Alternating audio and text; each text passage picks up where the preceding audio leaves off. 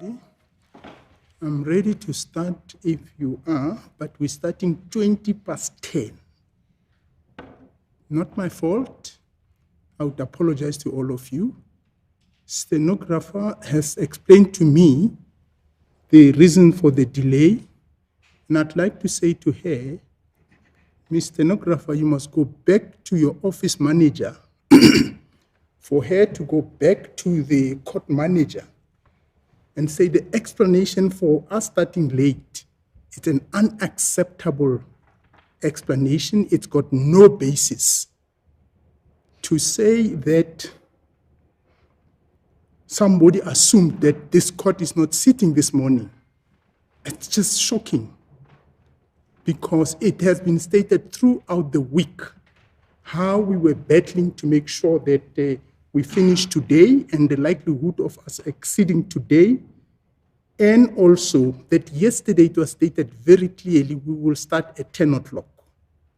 It's all over the media that this court is proceeding this morning. So, stenographer, I appeal you must go back to the office manager and say the judge is not impressed. It's just not acceptable. I've been waiting at the door for all the time that I could be sitting and doing something. And now suddenly we get in here, the machines are also giving us a problem. Please, I think you must just go and tell them, and tell them that I wish I would see the performance contract. I would deduct 5 points from the performance contract. Thank you very much. We can start.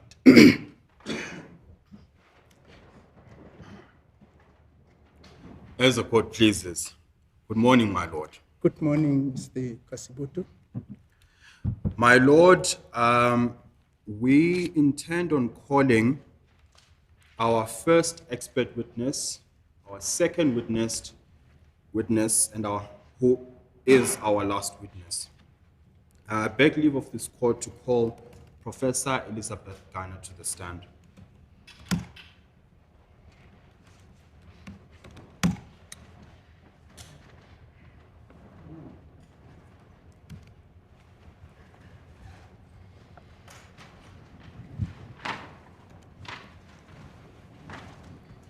Good morning, Professor.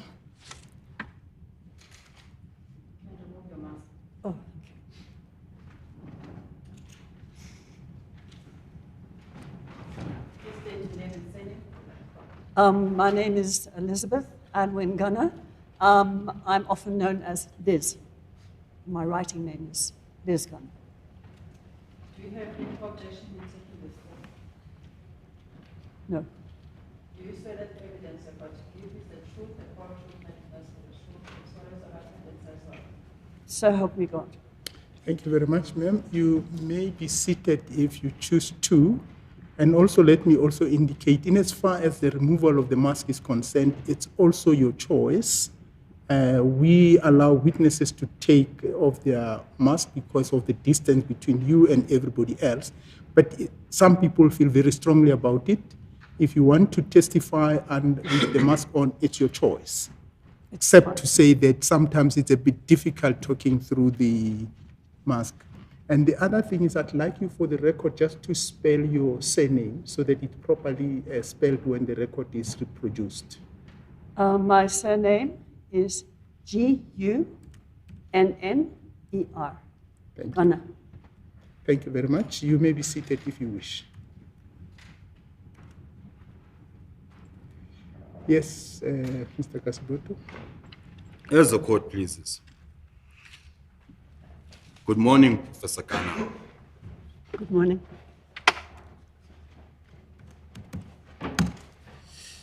As a start, can you confirm that you are appearing and testifying in this court in your capacity as an expert witness? I can confirm that.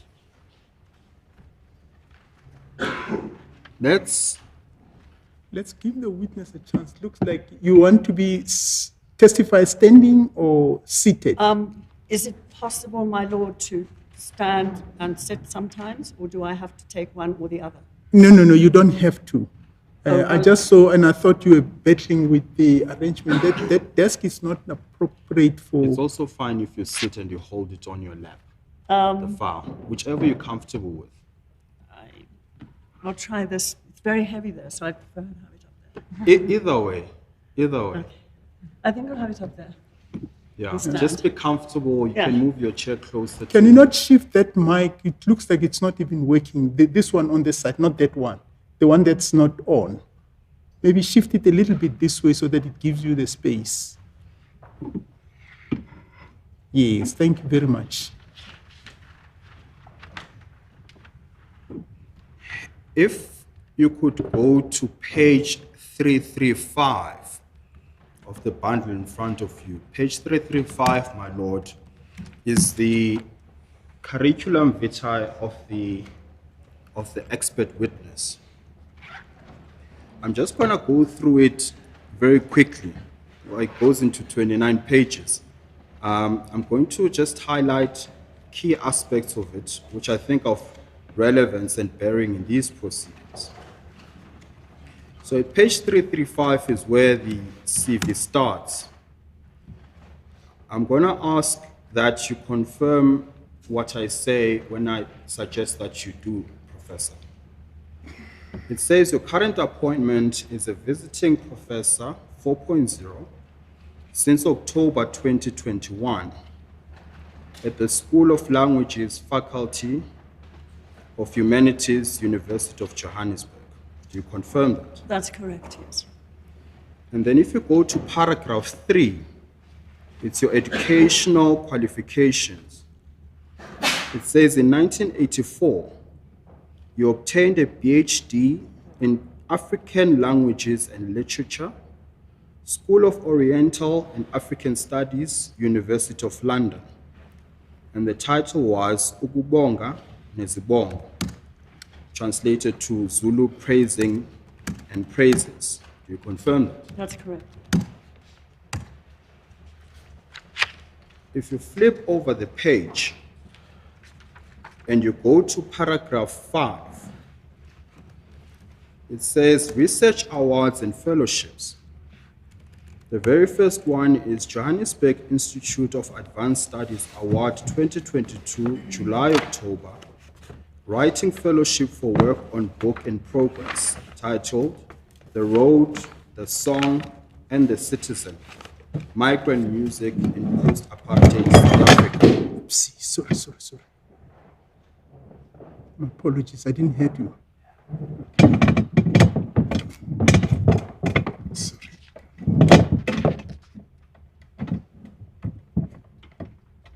I beg your pardon, Mr. Kasiboto, you can proceed. Thank you, my lord. Just in case the stenographer missed the point because of the interruption, I was at point 5 at page 336 under the topic of research awards / fellowships. It says you obtained a Johannesburg Institute of Advanced Studies Award 2022, July-October, Writing Fellowship for work on book in progress, titled The Road, the Song, and the Citizen, Migrant Music in Post-Apartheid South Africa. Do you confirm that? That's correct. And then there's a long list of other awards which I will not go through now. Well, yes. If you flip to page 338, that's paragraph, if you look at paragraph 6, headed Achievements, Public Responsibilities.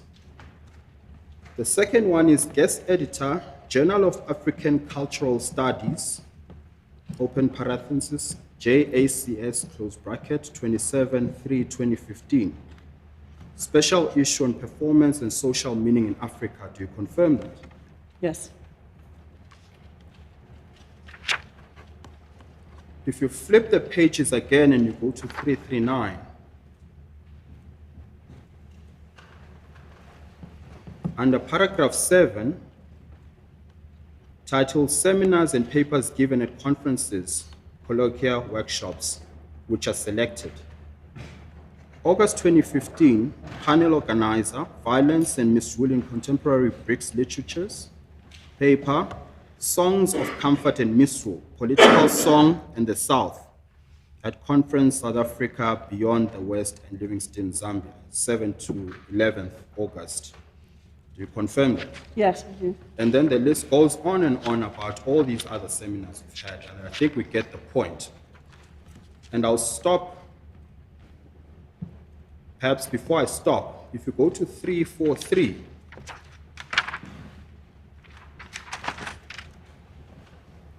the first bullet that appears is February 2005. Zulu choral music, performing identities in post-apartheid South Africa, University of California, public lecture in Black History Month, San Diego campus. Do you confirm that? Yes, I do. Flip the page again to 344. Under the heading Publications, the second one under Books Single Authored, you have in 1998, a Handbook for Teaching African Literature, second edition, first edition, 1984, London, Heinemann. Do you confirm that? Yes, I do. Co-authored 1984, A Teacher's Guide to African Literature, H.L.B. Moody, Liz Garner, and E. Finnegan. Banglestoke, Macmillan. Confirm that? Yes, I do. Again, I could go on and on. Let's stop there. Now, let's go to the expert summary, which would be, and I'll tell you what the page is now. It's on page 331.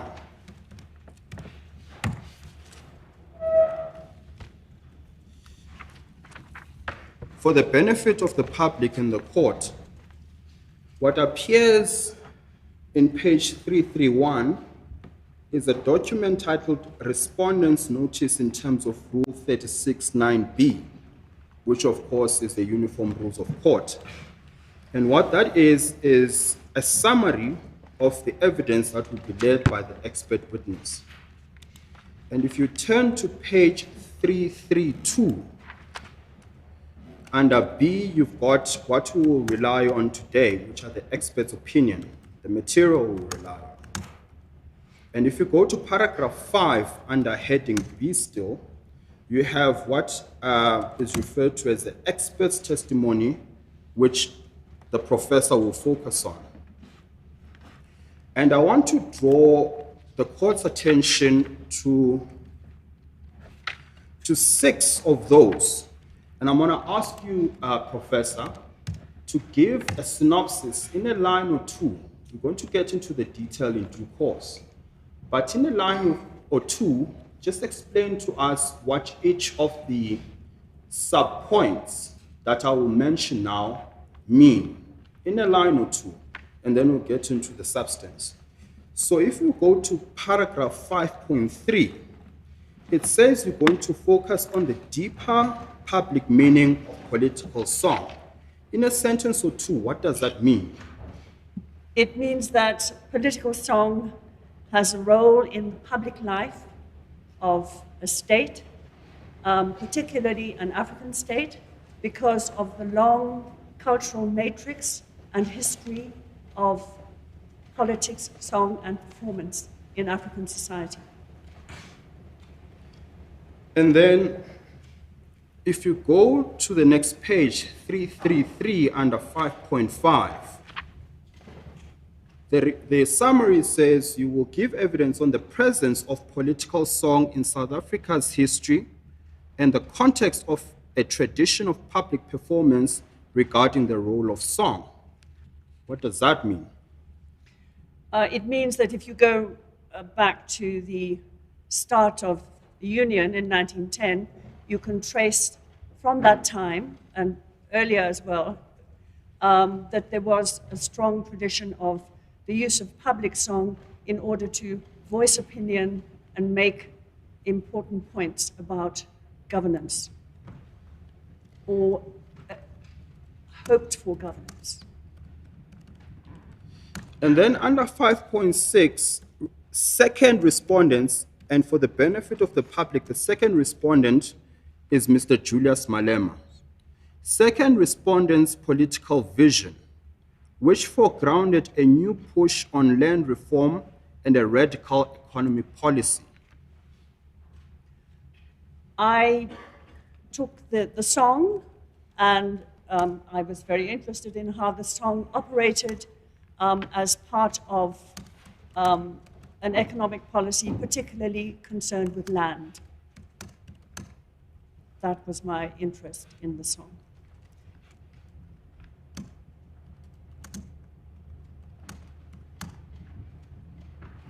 And then under 5.8, the history of the song Dubuli Boon and the validity it has in the present.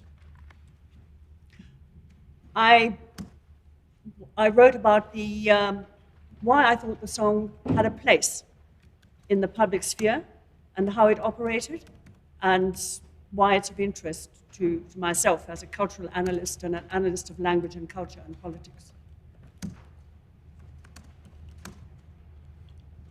And then lastly, under 5.9, the presence of political song today.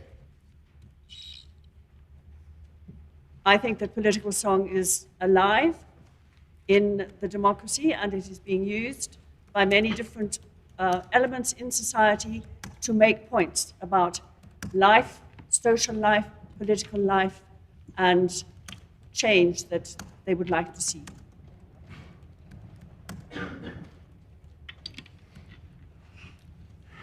I'm now going to ask you to go to page 358.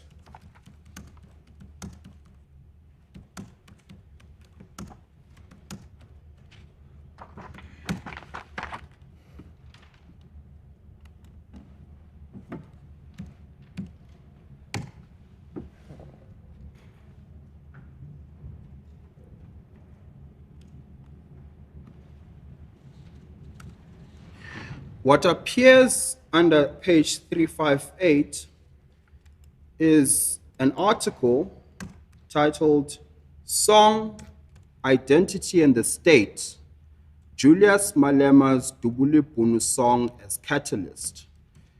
And it purports to have been authored by yourself. Do you confirm that? I do.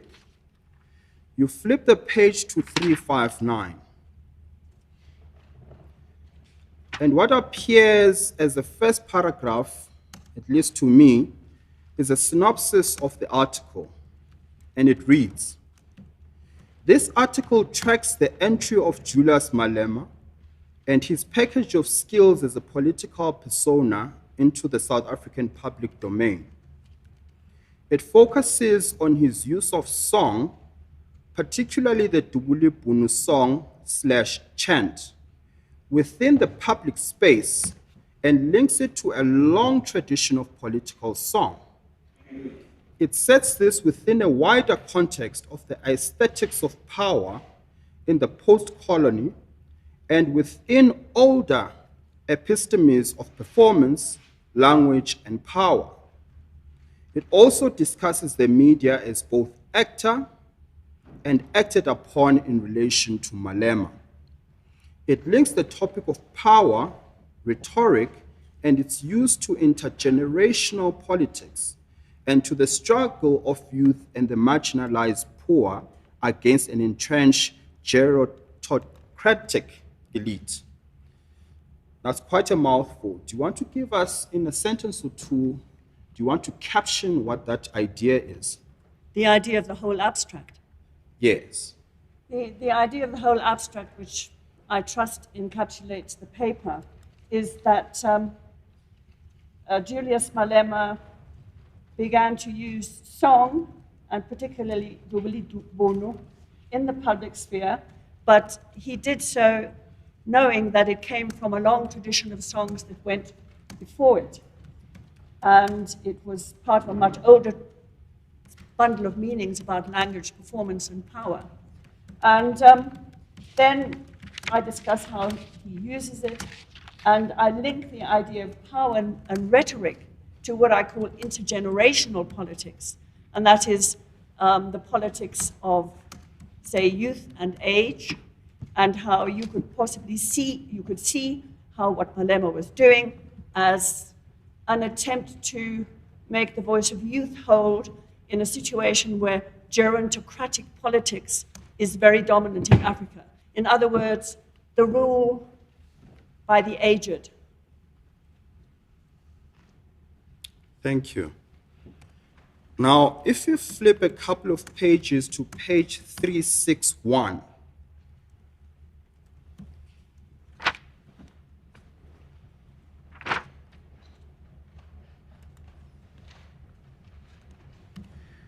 and if we pay attention to the second paragraph that appears there, it's quite lengthy and I will read it nonetheless because it captures the point.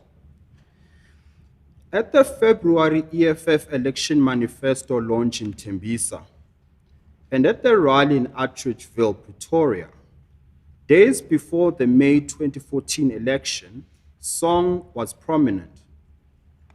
One which was sung many times was neither new nor very old. It was a bouncy Afro-pop style song used by the ANC Youth League and by South African Students' Congress organization, but now it was adopted by the EFF with a new subject. And the song in question goes like this. Malema utela tuba, tuba yao ibona tuba, tuba yedla, tuba ye ibona tuba. Translated to mean in English, Malema will wield the stick. The stick, do you see the stick? The beating is coming. The beating, do you see the beating coming? In the Atteridgeville event, the song boomed out across the stadium with backing by DJ Chance. Those present, with their EFF shirts and red berets, sang along with him, some miming a beating move with a flick of their hand. The final rendering was accompanied by motorbikes zooming around the track and the presence of a screen with flashing lights. This is the important part. At both rallies, as with the Luthuli moment some 60 years before, there was a sense of song uniting a gathering and being part of a moment of political defiance. The song was making a statement about the inadequacies of President Jacob Zuma and his ANC government. Its beating promised a victory to come for the EFF and a hiding for the ANC. The song, as metonym, stood for the defined presence of youth in an African gerontocracy, a recurrent trope in African political song on the continent. It marked a moment of rupture with the political elite viewed as corrupt and its stale nationalist politics. Now, there are a lot of propositions that are contained there, but I want to draw your attention to ones that stuck out for me. And perhaps by way of contextual background, Mr. Malema, who's the subject matter, testified before this court for the past 2 days.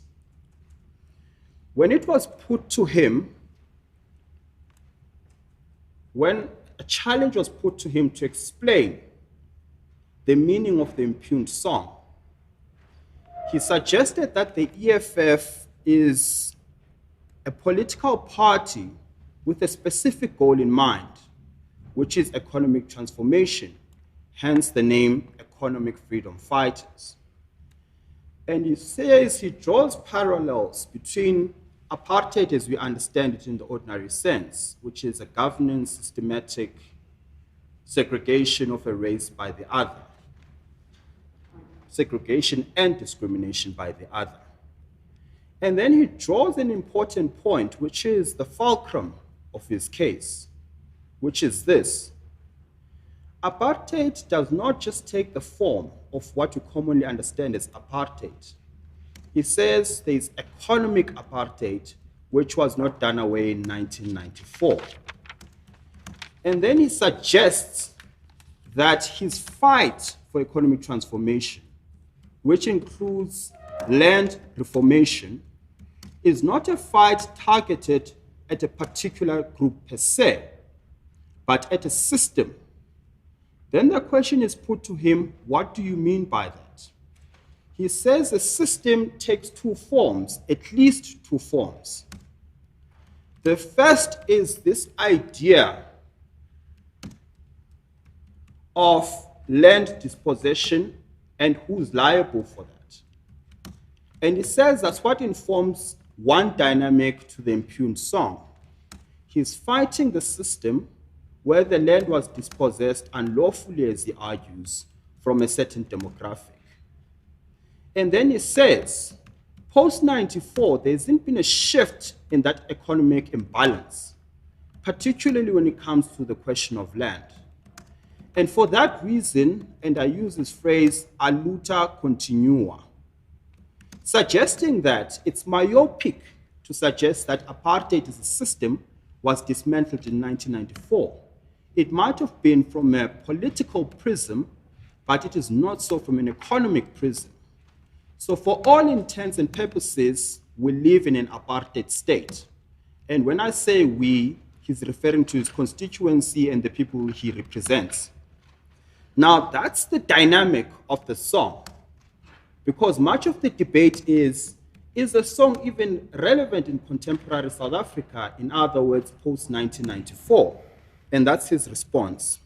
Now, I want you to comment on this, having foreshadowed my question with that background.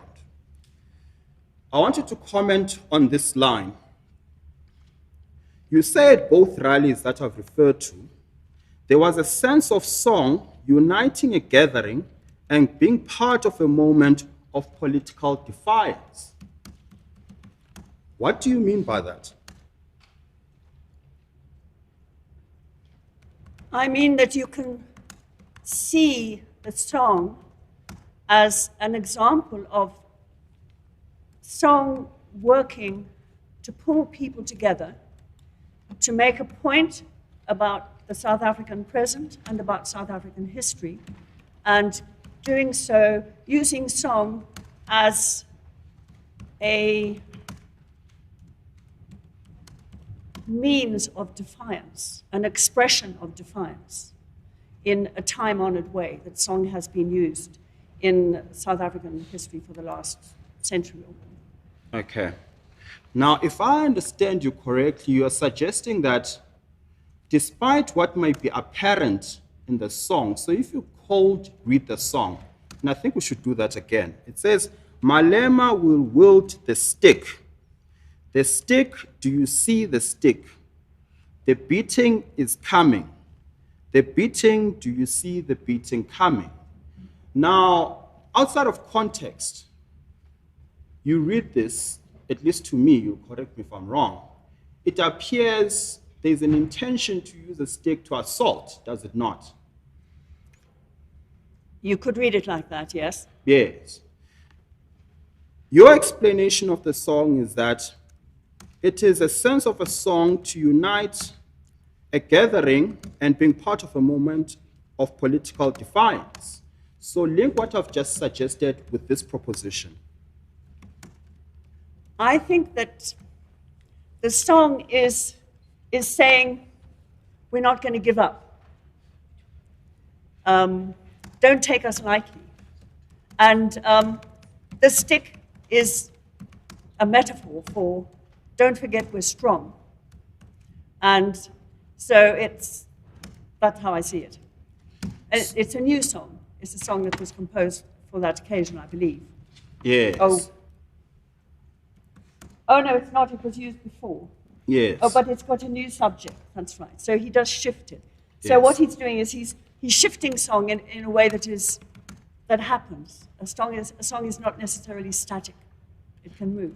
That is very interesting. So you're suggesting that song can shift to accommodate contemporary times, but carries the same underlying idea. It carries the same underlying import of what song does Yes. in the public sphere, in the public domain. Yes. That song is not simply decoration. Yes. Now, if I understand you correctly, You suggest this song was an illustration of defiance of President Jacob Zuma's and ANC's government. That's what you say. So if I understand you correctly, you're saying the wielding of the stick, the beating that's referred to in a song, is not a literal inference that we will literally beat up President Jacob Zuma, is it? Not at all. You could paraphrase it as saying, watch out, Yes. we're coming. And that's the underlying idea to the song. I would say so. Yes. Now, if you don't mind, we'll... Sorry, I'm sorry. I had to intrude. I can just ask my friend to ask open questions, not leading questions. Just be fair to the witness in the process. Thank you. Takasiboto. I accept my learned friend's proposition in principle, but all I've simply done is read her own text and drew conclusions from the text as if she were testifying verbally. That was the sole intention. That's the difficulty I have, my lord. It's perfectly fine for my learned friend to read the text and ask, what is the intent? But to say, let me tell you what I think you mean, is that what you mean, is leading a witness? Yes. So what we have on screen is a Sorry. video. Excuse you. May I say that people don't tell me what to say. I work it out myself. I always have. Thank you. Now, I don't know if you'd want to sit down and view the video or you're comfortable standing while the video plays. I'll sit down. Please play the video.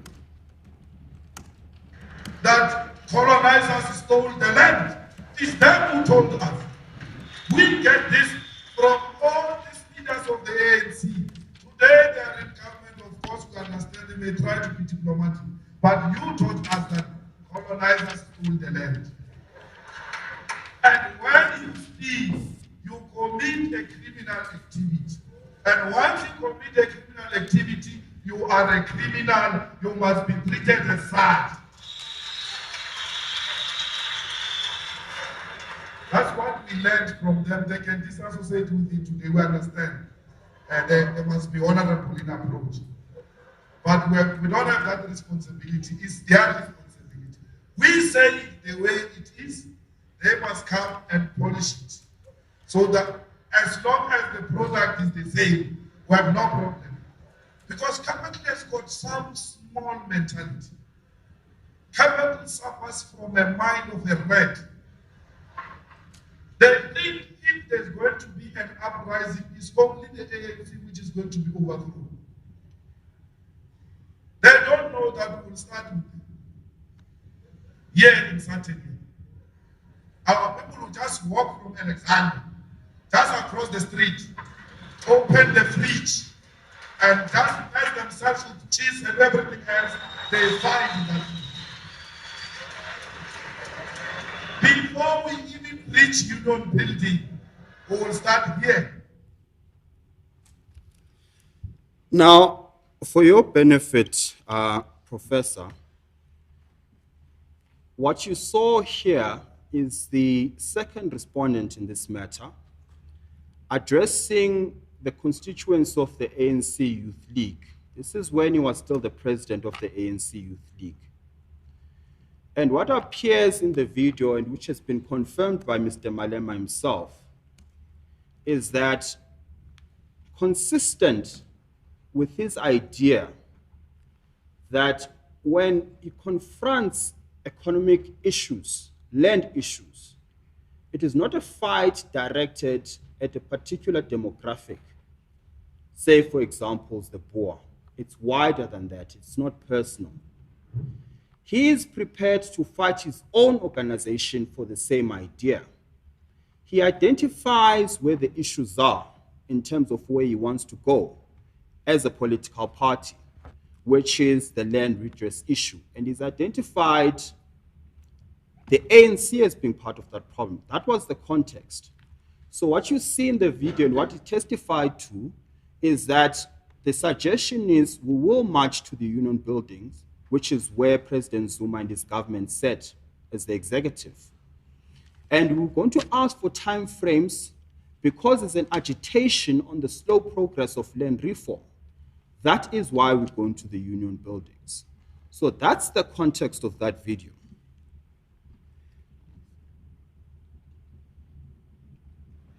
We'll play the second part of it just now.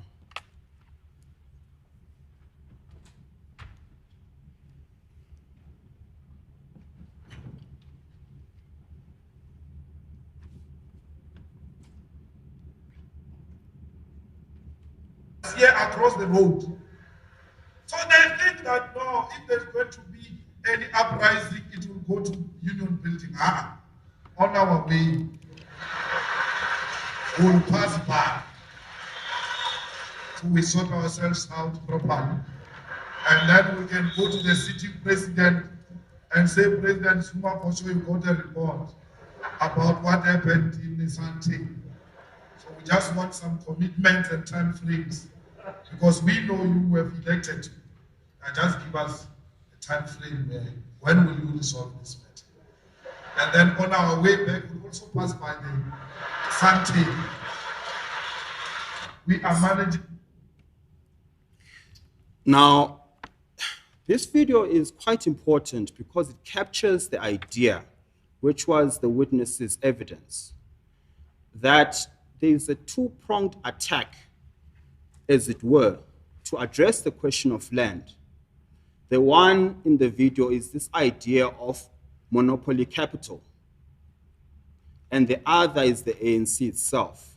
Now, with that context in mind, from the witness's evidence, let's go back to what you said.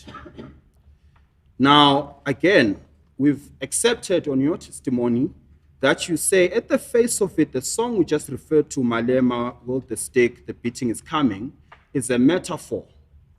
And we've accepted that is a metaphor directed at President Zuma and the ANC government. Now, the song was making a statement about the inadequacies of President Jacob Zuma and his ANC government. Is there a parallel between what we've seen and this assertion? I think you could see a parallel, yes. Yes. Do you want to explain that to us?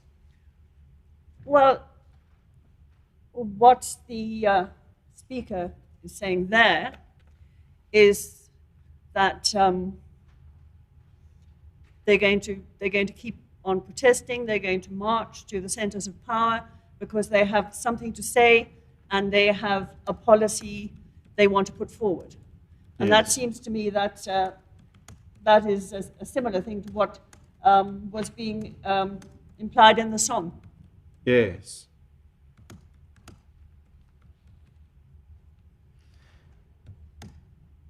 And then you continue to say,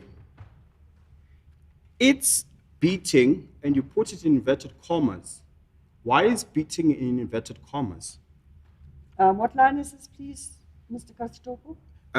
It's the song was making a statement about the inadequacies of President Jacob Zuma and his ANC government. Yes. The next line is, it's beating promised, and then you're Yes. beating in inverted commas. Why is it inverted commas? It's in inverted commas because it's not going to be a physical beating. Yeah. It's a statement about a beating in terms of we have beaten you in this race or this contest Yeah. or this battle for power, if you like. Yes. And then if you go to the very last paragraph,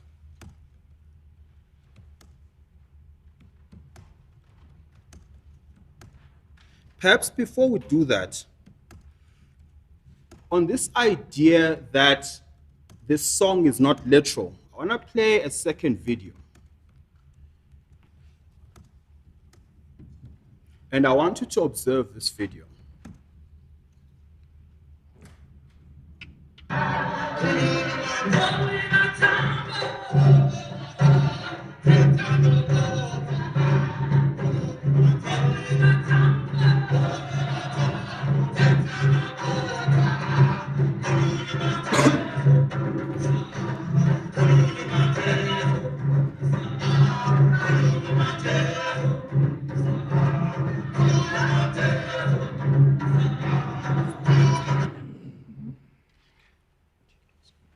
for just 67.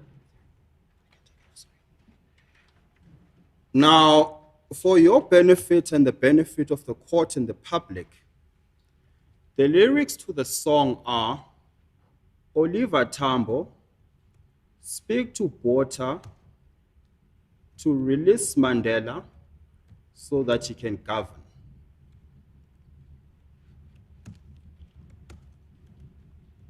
I'll repeat. The lyrics to the song are Oliver Tambo, speak to Botha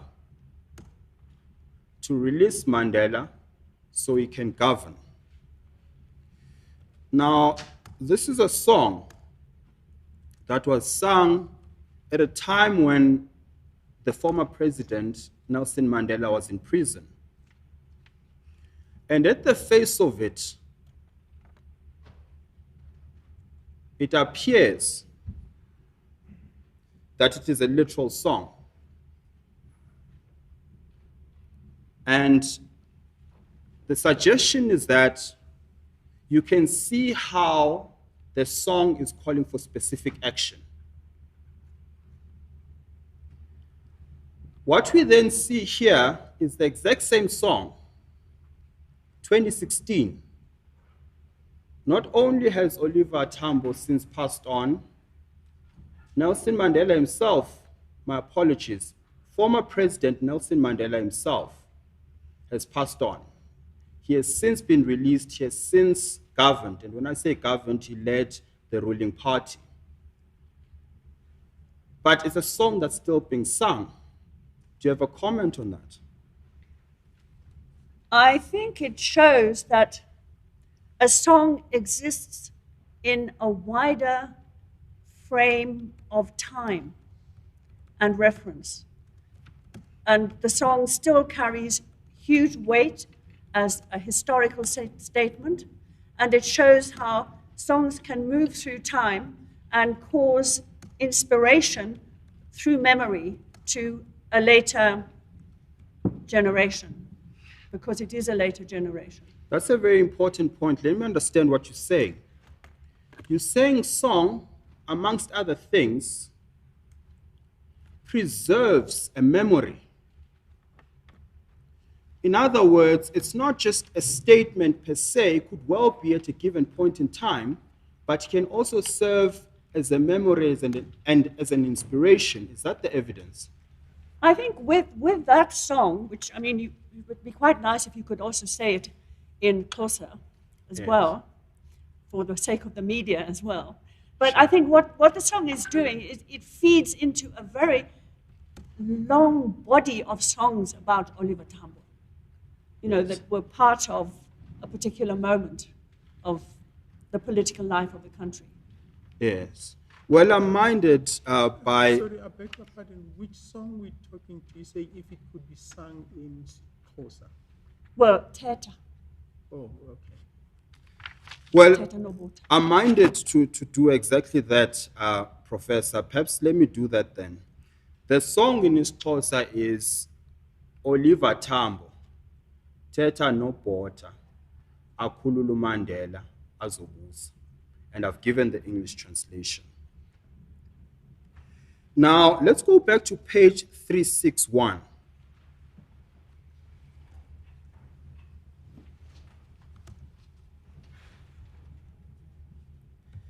At the very last paragraph of that page, you say, in the case to hand, Song assisted Malema in his dialogue with the state.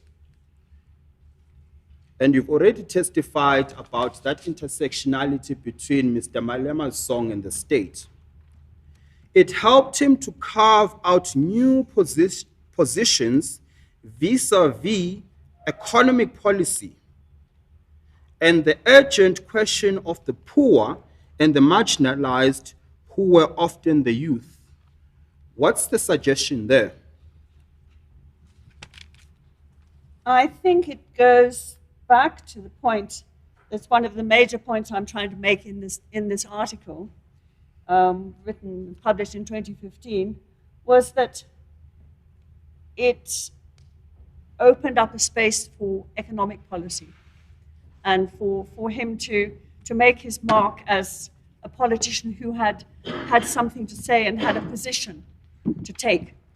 He wasn't just there for the razzmatazz. Okay. And then you continue and say, also, the initial focus on the Dubulubunu song meant that Malema was reconnecting with the deep stream of performance politics that ran like a current, at times unheeded, through national life. Do you care to comment what that means? I think it shows what I've been trying to argue there and what I've argued in other places as well, that political song has often played a part in public life, but it hasn't been fully realized that it is part of dialogue, it is part of a debate, it actually has a role as speech. Yes. And that you can't say that things, only things that are in print are the things that carry weight. There is a wider sphere of dialogue and debate, and that this is what is being entered into by this song. He's linking with older traditions of performance and rhetoric. Yes. Now, what I capture from what you've said is that this song allows space for dialogue. Do you perhaps have any writing of any sort that reaffirms that notion? Any writing in what sense? In other words, would you have had perhaps another example of another song that reinforces the idea that when it is being sung, it opens up space for debate? Well, I think the song by Chief Albert Luthuli that I put at the beginning of this paper, Yes. Thina Sizwe Yes. Esinsundu, is an example of a very important intervention by Chief Luthuli in 1953, when he sings that song whilst he's making the last speech that he made before he was banned and had to stay in Groutville. And so the song there is part of his ideal of land retribution. And this is something that is being picked up in this particular song, I think. Yes. That's why I linked the two. Yes. And the deep stream of performance politics, if you think from 1910, when the ANC was founded, or 1912, right through, song plays a part. The parts change because they tend to get more radical and more militant. They begin by being linked to Christian hymns, as that one is, in its rhythm, da da da da. But later the songs become much more militant. You think of the funerals, you think of things like that, other rallies. It becomes rougher. That's Yes. what people like Anne Schumann say, and I think she's right. And Anne-Marie Gray says the same thing as well. So there's this deep stream of performance politics, which is not sufficiently taken into account as part of what I would call the political domain in the widest sense. Yes. On that point, can I please draw your attention to page 378?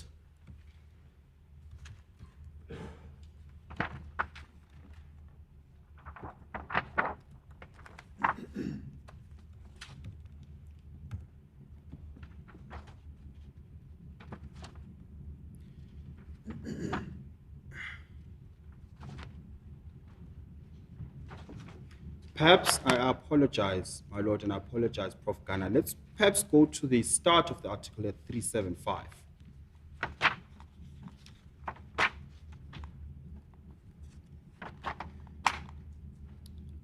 And if we scroll down to the part where the lyrics of a song appear. Now, this article is the second article that has been discovered on behalf of the respondents. And the title of the article is Jacob Zuma, The Social Body and the Unruly Power of Song by Liz Ghana. Is this your article? It is. if you go to the middle, just after the abstract, you see what appears to be lyrics of a song. Are they lyrics of a song? They are. The Zulu version of the song is umshini wam webab. Awulethu umshini wam. The English translation is my machine gun, O Father. Please bring me my machine gun. Now, is this a literal or a metaphoric song? I think it's a metaphoric song. When he first sang it, Jacob Zuma did not expect somebody to come out in front of the court in 2005, where he sang the song, and present him with a machine gun. What he was saying was an allusion to heroism, struggle, and what you use when you are in a position of having to fight for something. Yes. Let's then go to the page 378 I spoke about earlier.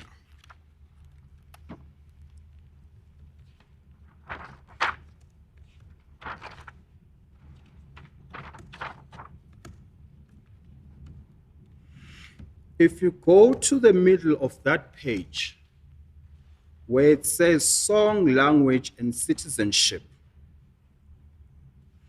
it says the presence of umshiniwami, once publicly performed by Zuma, became part of a widening consciousness of song as a catalyst for popular debate in South African public sphere. The discussions it triggered took place under trees, at bus stops, in taxis, shebeens, coffee shops, and bars, as well as in the electronic and print media. Do you care to comment about what you meant by that? I think what happened, if we go back to 2005, was that the songs had to some extent fallen out of public life. It was understood quite widely, I think, that songs didn't matter anymore. They didn't have a place.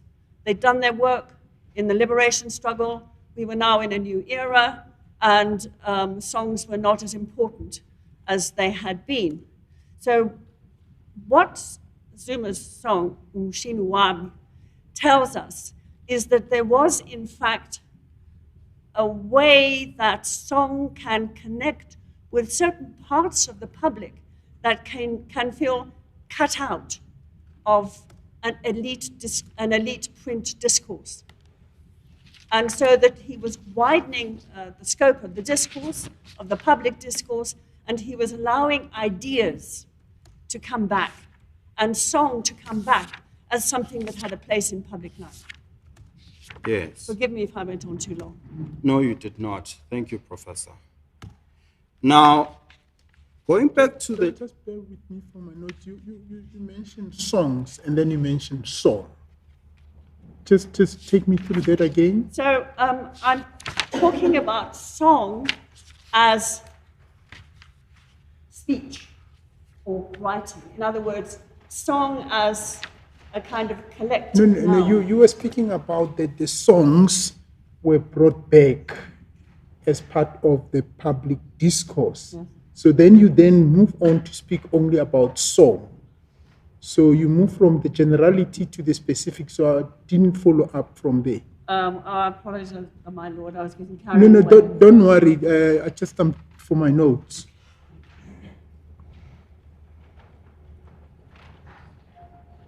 You just want to explain that.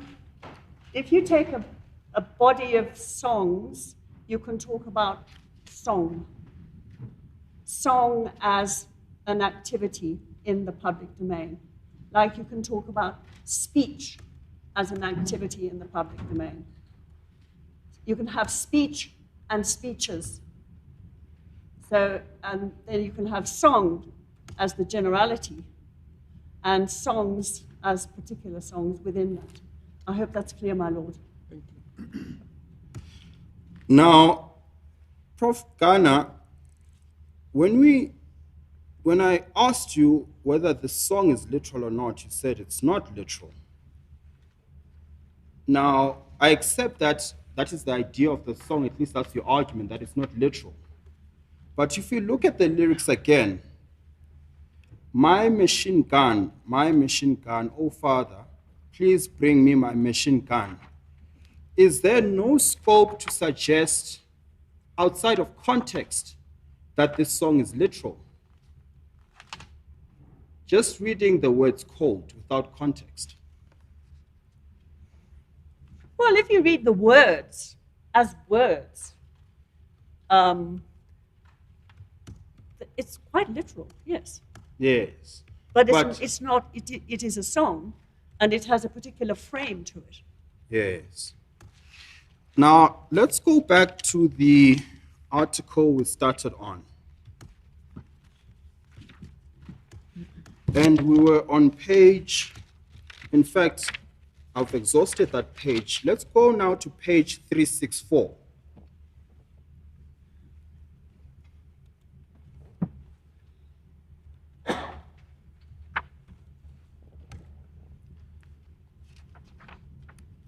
Now, at the second paragraph of page 364,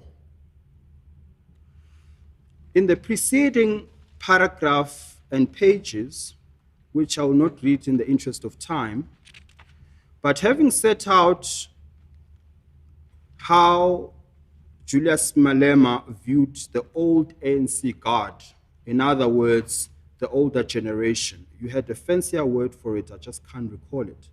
But the idea is the relationship between the young and the older generation. You had taken us through what Malema's perception is of that old guard.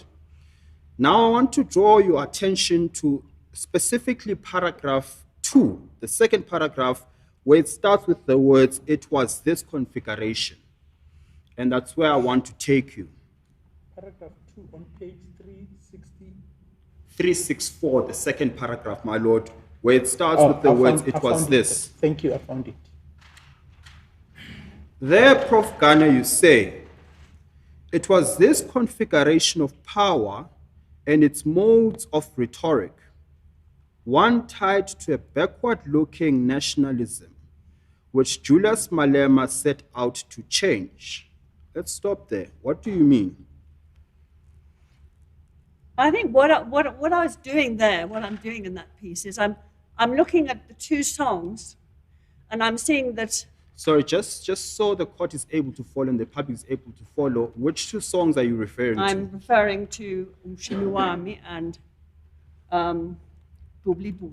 Thank you, yes. And I'm thinking that the Umshiniwami is coming out of perhaps a narrow view of nationalism that Malema is trying, through the song, is trying to shift. Yes.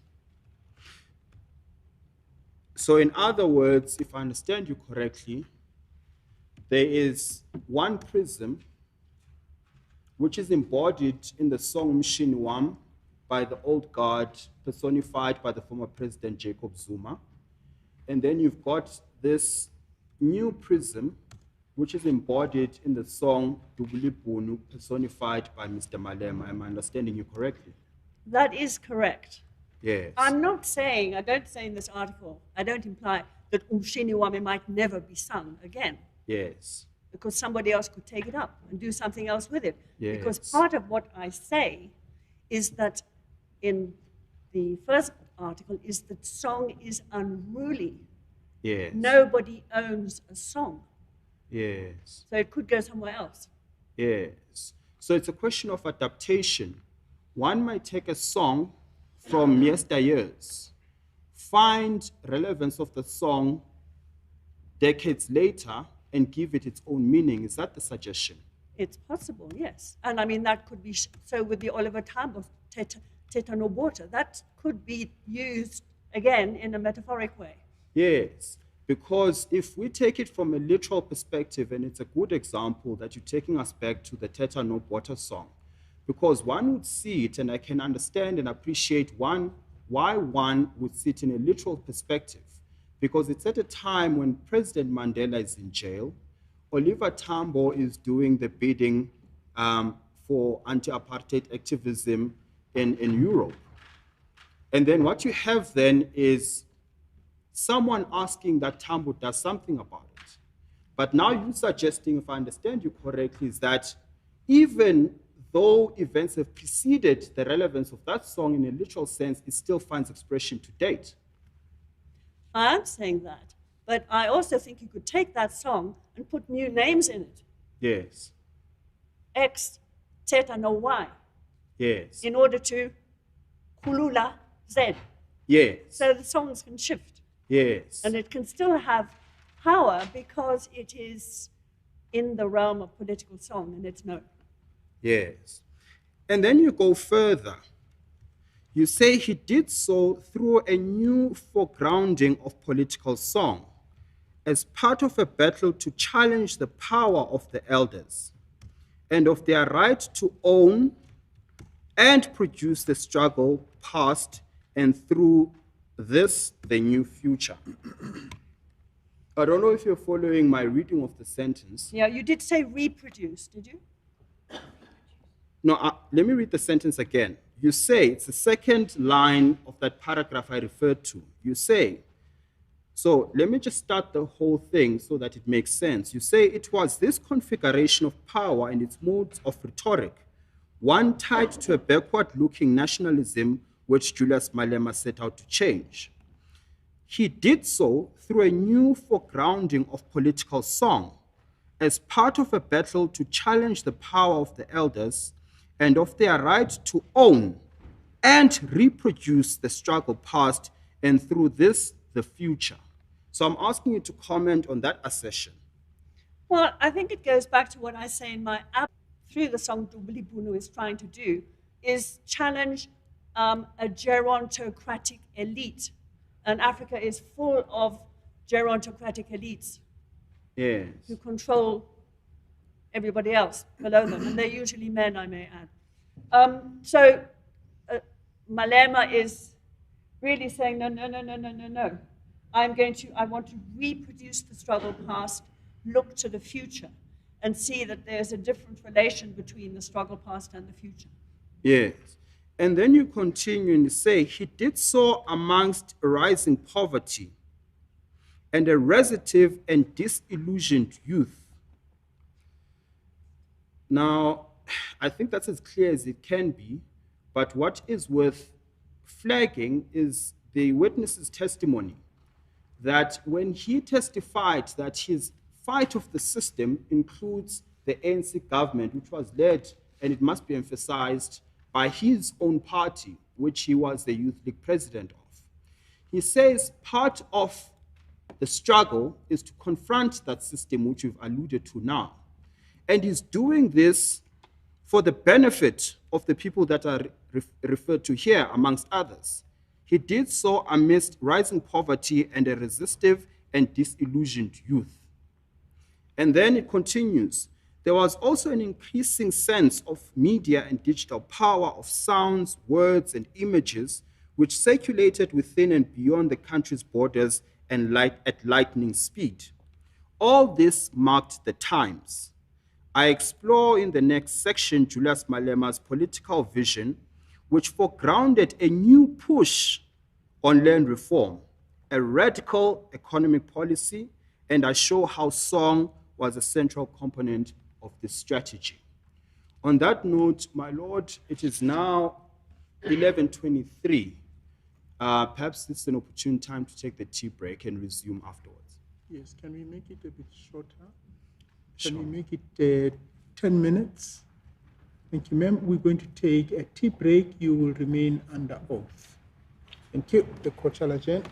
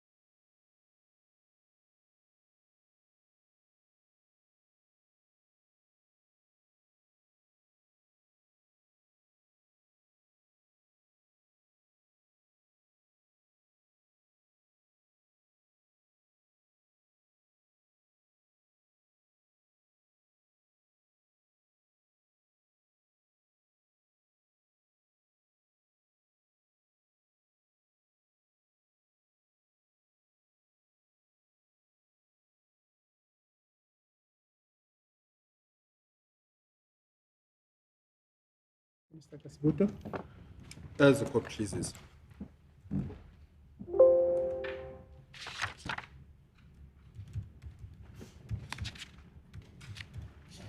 On the same page 364,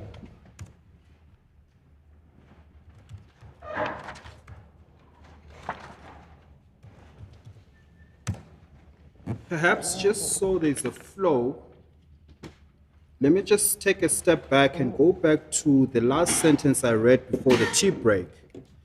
That appears as the last sentence in the second paragraph of the same page, where you say, I explore in the next section Julius Malema's political vision, which foregrounded a new push on land reform, a radical economic policy, and I show how song was a central component of the strategy.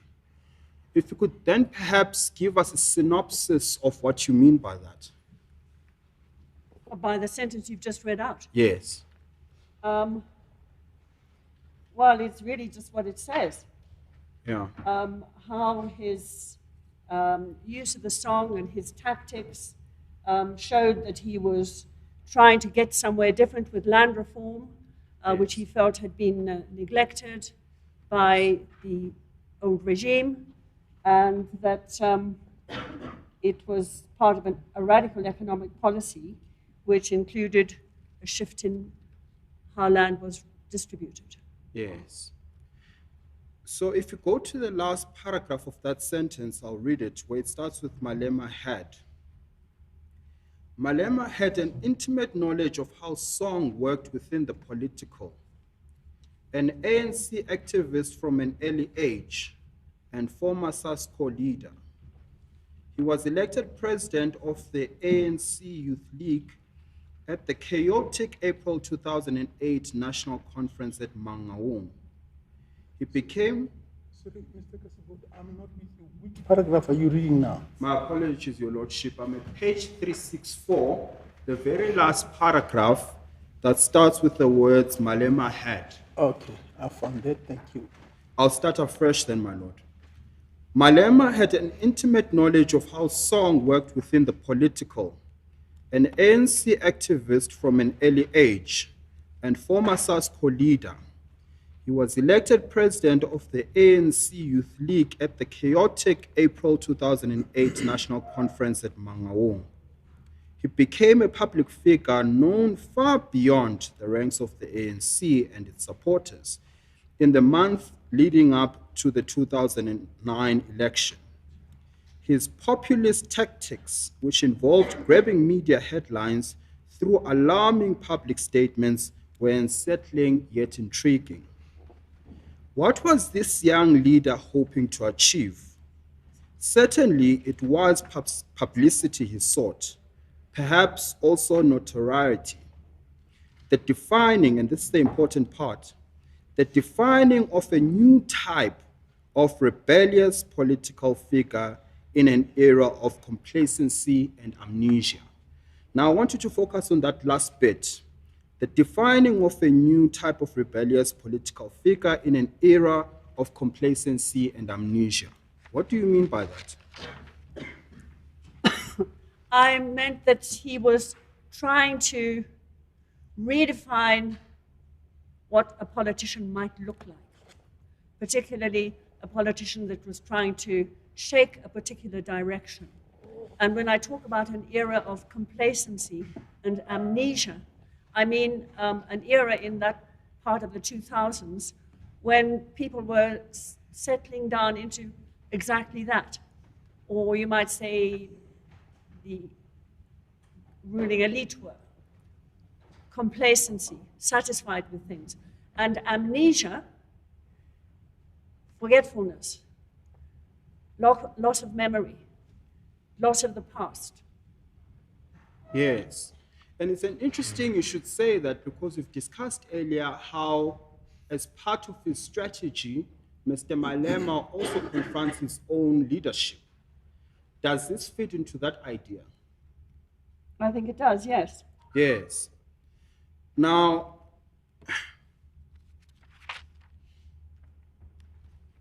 Let's move to the next page, 365. And I'm going to read from the paragraph immediately after the heading, Not the Apprentice. Malema's move from being Zuma's apprentice to a more independent position took place in the period after June 2008. It was particularly marked after the April 2009 election, as it became clear that President Zuma had no intention of tinkering with the neoliberal direction of the South African economy. Here's the important part. Exploiting the ANC Youth League's capacity for a degree of independent action and coupling this with the political song's power to point to a key political issue, he sang the Dubuli Bunu, Shoot the Farmer/Boer song at the University of Johannesburg Doornfontein campus in the inner city on March 2010 when addressing students as president of the ANC Youth League. And you quote the source for this. Now, starting from where it says exploiting up until the last bit I read, do you care to elaborate on what you mean by that? I understand. It means, in fact, that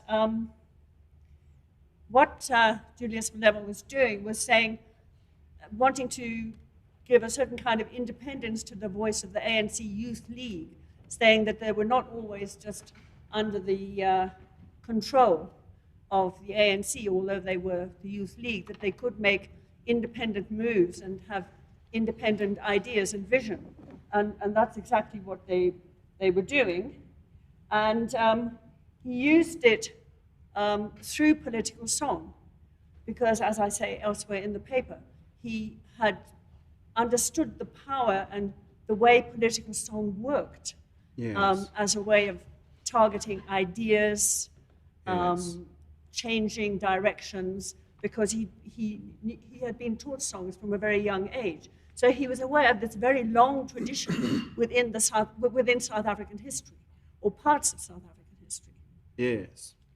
So you're saying in this context, when he sang the song Dubuli Bunu, it was directed at the ANC leadership itself. Is that the suggestion?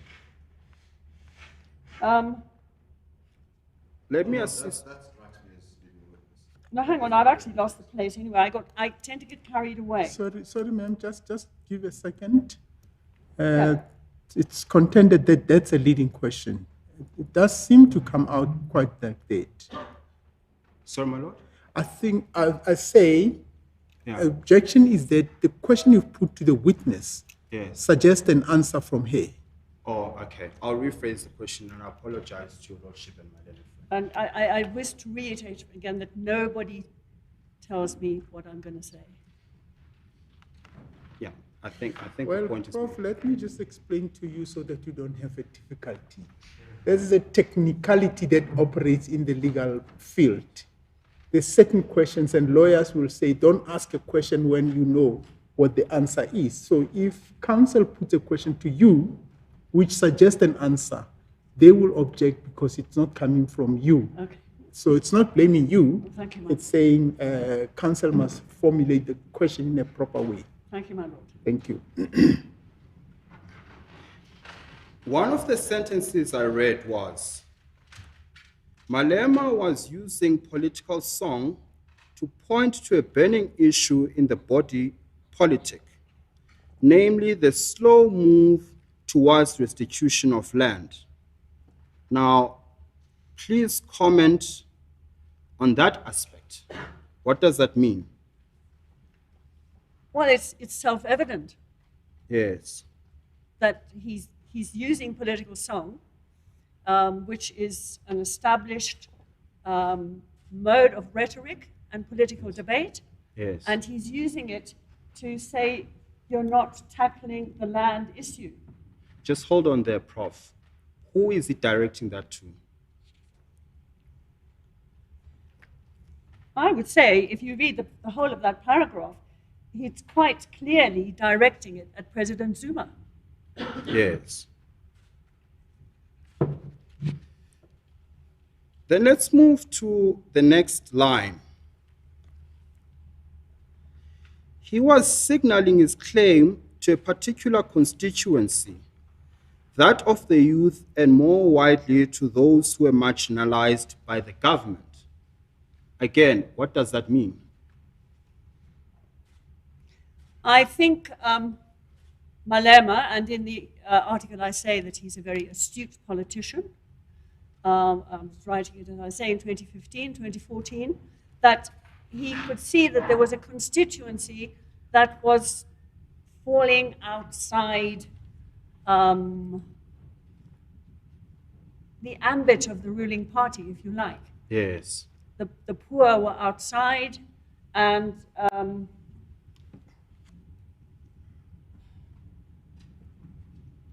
the marginalized, Yes. and the youth. Yes. So the last bit of that sentence, where it says, that of the youth and more widely to those who are marginalized by the government. Who's the government you're talking about? Jacob Zuma's government. Yes. Let's move to the next line. As Deborah James remarked in a recent book on land and restitution in South Africa, titled,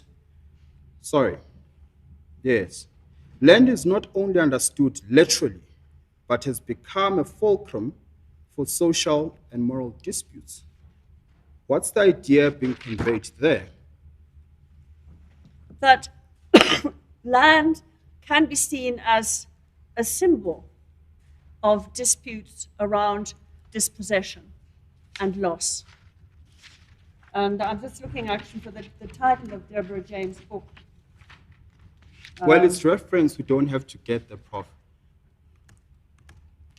It's called Gaining Ground, Rights and Property in South African Land Reform. And Yes. she wrote it in 2007, so it was really quite soon before this. So it may well, it may have been something he read, or certainly it was one of the books being written around land and what land meant. I see. And yes, I see the symbol of relevance. land, I as see well as the the relevance. actuality of land. Yeah. Now, let's move to page 366. The very first paragraph there, you say, nevertheless, the Dubulubunu song in its generalizing capacity, its populist appeal, and its incisive focus had the power to bring the question of land and dispossession squarely into the public domain at a tense time for the ruling party, the ANC. The song was not new. It had been brought back into public prominence by another son of Seshego, Peter Mokaba, the fiery leader of the ANC Youth League after its reconstitution in 1991. But it had roots across the political spectrum, used by Pan-Africanist Congress members as well as ANC, and predating the toy-toying. It was sedimented in the archive of struggle memory. And the struggle memory goes, Ayesaba magwala, dubula, dubula, dubula ngesibhamu, dubula ibhunu, dubula ngesibhamu. English translation. Cowards are frightened. Shoot, shoot. Shoot with the gun. Shoot the farmer/boer. Shoot with the gun. The most astute of politicians, Malema set the song to use in establishing the issue of land as a key pillar around which to raise his profile and make an important political intervention in a challenging and controversial way. Now, the paragraph is self-evident, but I want you in a line or two to comment on the last bit that I've read. You say he used the song to make an important political intervention in a challenging and controversial way. What does that mean? I think he was using song as a wake-up call to say, you've got to address the land issue. Yes. let's flip the page to 367.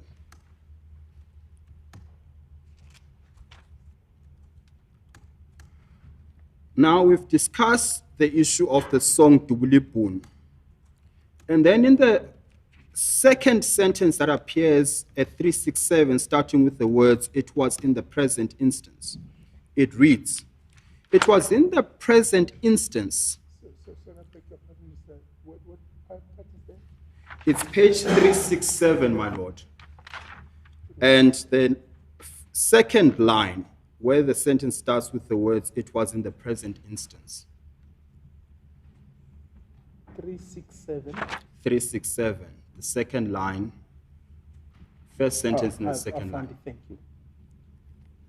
Now, we've discussed the song Dubulibun, and then you say in that sentence, "It was in the present instance a highly effective means of highlighting a shared South Africa-Zimbabwe commitment to the cause of land reform, even though Malema was to remark later that the tactics used in Zimbabwe were not to be deplored, were to be deplored, my apologies."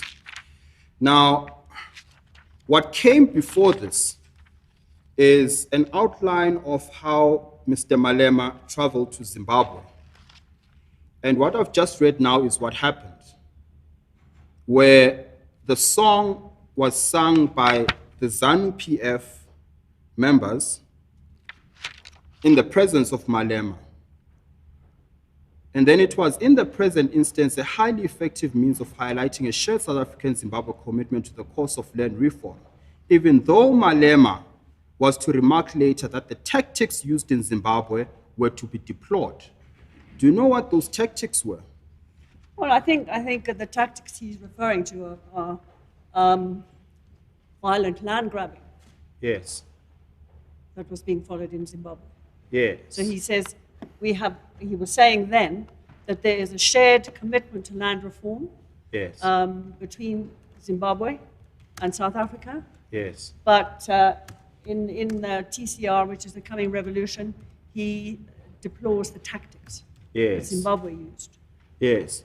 And that's an important point because Mr. Malema himself was examined on this issue of what's the strategy for this land reform he's talking about. And he went at length as to how this will be practically implemented. He suggested that the EFF is not a lawless entity. It is one that respects the rule of law. He takes it further, he says, this is precisely why we're looking for a constitutional amendment, because as it stands, we cannot take land without compensation absent that amendment. So it seems to me there's an alignment between what he's saying here and the version that I'm suggesting he gave yesterday. Would you agree? I would say so, yes. So let me leave this part.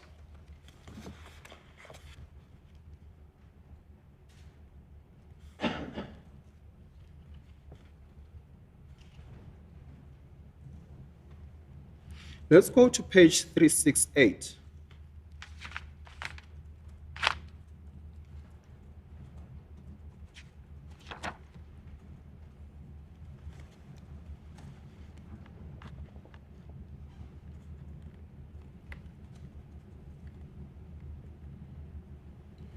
And if you get to page 368 and you go 1, 2, 3, the fourth line, with a sentence that starts with the words, "What became clear," in the fourth line, can you see that?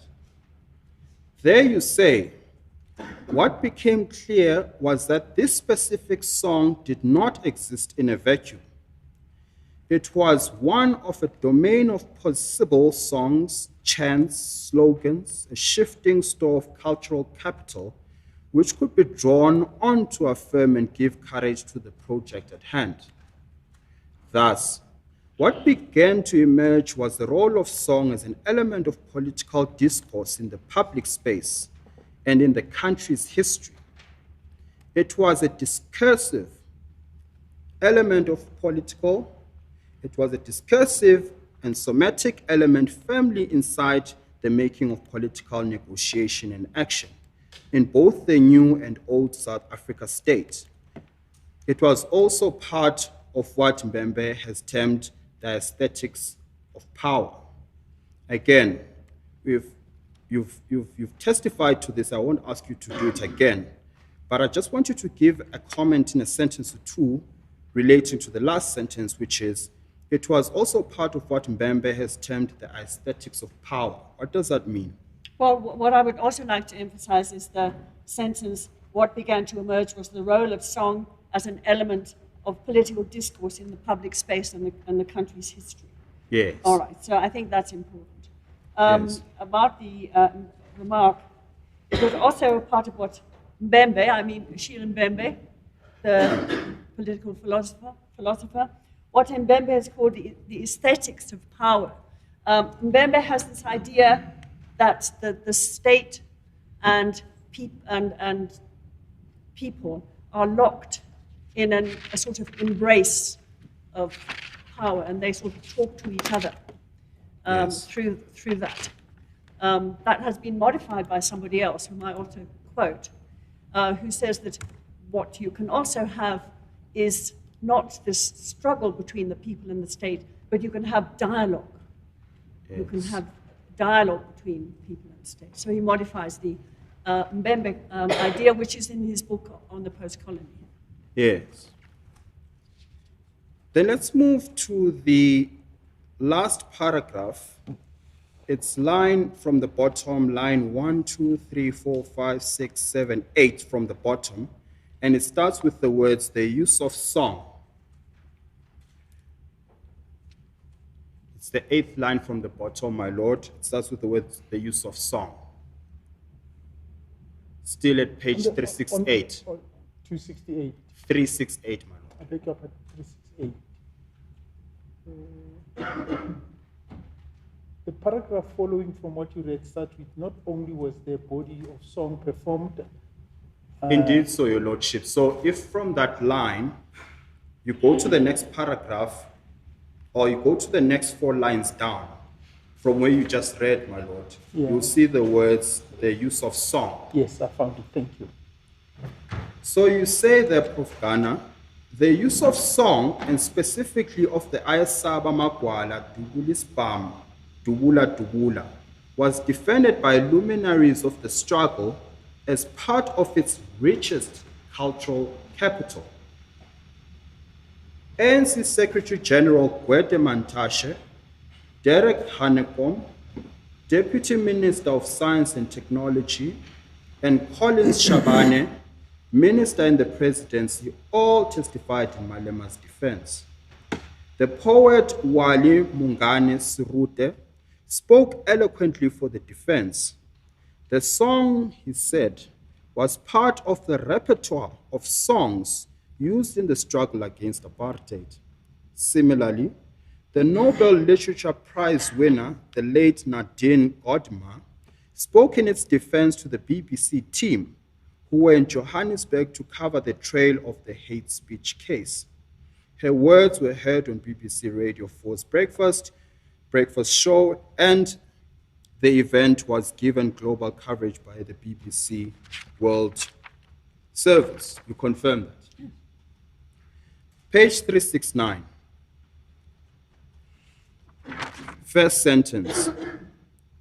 A key question was whether the song plus the repertoire and archive from which it came were items only of the past, or were they alive within the social and political imaginary of the South African present? Both views were set out. Surete emphasized its struggle provenance. Keith Khoza remarked, open quote, these songs were sung before he, Malema, came along, close quote, but also stated that the view that the song had validity in the present. Let me read that again. But also stated was the view that the song had validity in the present. In early May report, City Press wrote, quote, Malema and ANC representatives, including the party's General Secretary Gwede Mantashe, told the court the lyrics were from a song from the struggle against apartheid. It was sung now as part of the ongoing battle against economic oppression. Close quote. Dubulipun was thus part of a new voicing of an oppositional position in dialogue with the state. It therefore had legitimacy in the political now. The same point was made in the article by Richard Pithouse.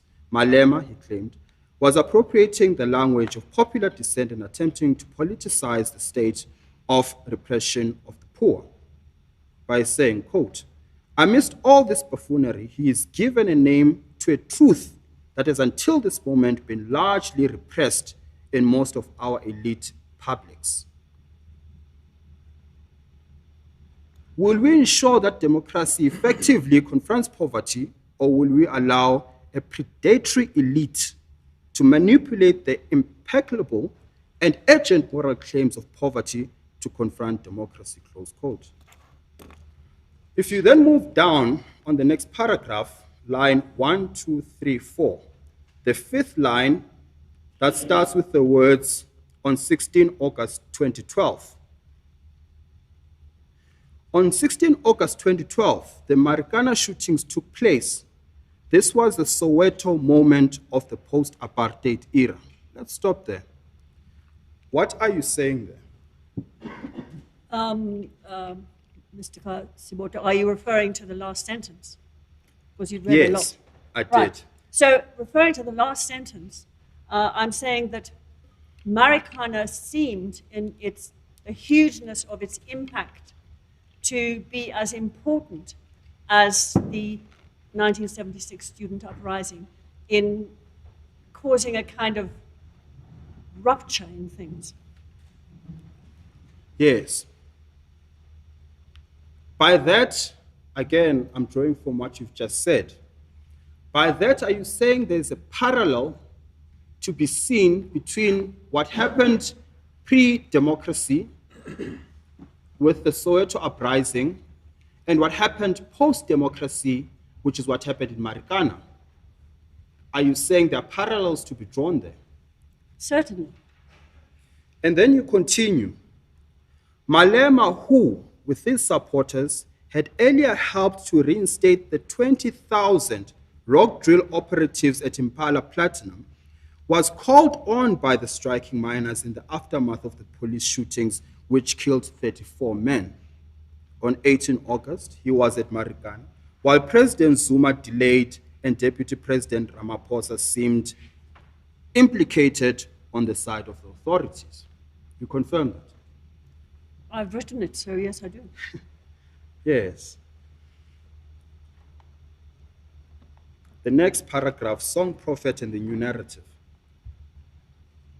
I end this paper by pointing to the ways in which political song continues to have a presence in the new post-nationalist narrative, which began formally with the Soweto launch on 27 June 2013 of the new political party, the EFF.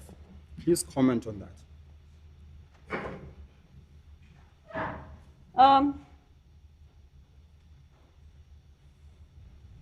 Well, I think it really, what I'm saying really goes to what comes next. Yes. Because I take the picture by the artist Ayanda Mabulu, which Yes. was done of... Sorry, just hold on, Prof, Yeah? if you don't mind. Then let's just go to that page, orientate us on the picture, and then we'll come back to your answer.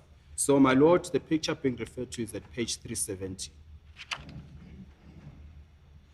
So, what I'm saying in answer to your question is that this last piece suggests, through analysis of this not terribly well-produced picture, I might say, in this article, Mabulu is suggesting that to seeing Malema as a kind of prophet figure, because he's dressed in white, which is a Zionist prophet gown, and with his red cap on. In the picture, Zuma is seen as being responsible for the death of the miners because it's in his era, and so on. So basically, what I'm saying is that. Prof. Ghana, sorry, I'm so sorry to interrupt you. Right. What has struck me, I Yes. mean, you can comment on it if you don't have an answer, you don't. Yeah. What strikes me is the two personalities that are depicted at the top left corner of that picture. Do you perhaps want to apply your mind to it and perhaps comment on what the idea is there? Top left? Top left, the two figures at the top left of the picture. Yeah, that's quite interesting. You can recognize them. Because I think what Mabulu is saying there is that this is not only a South African story. This is a story about global power, and maybe the Queen and Prince Charles are there as representatives of the old colonizing power in the country that are looking in shock and horror at what's happening, because they're not sure what to do about it. Yes. So then let's go back to the answer that you were giving earlier.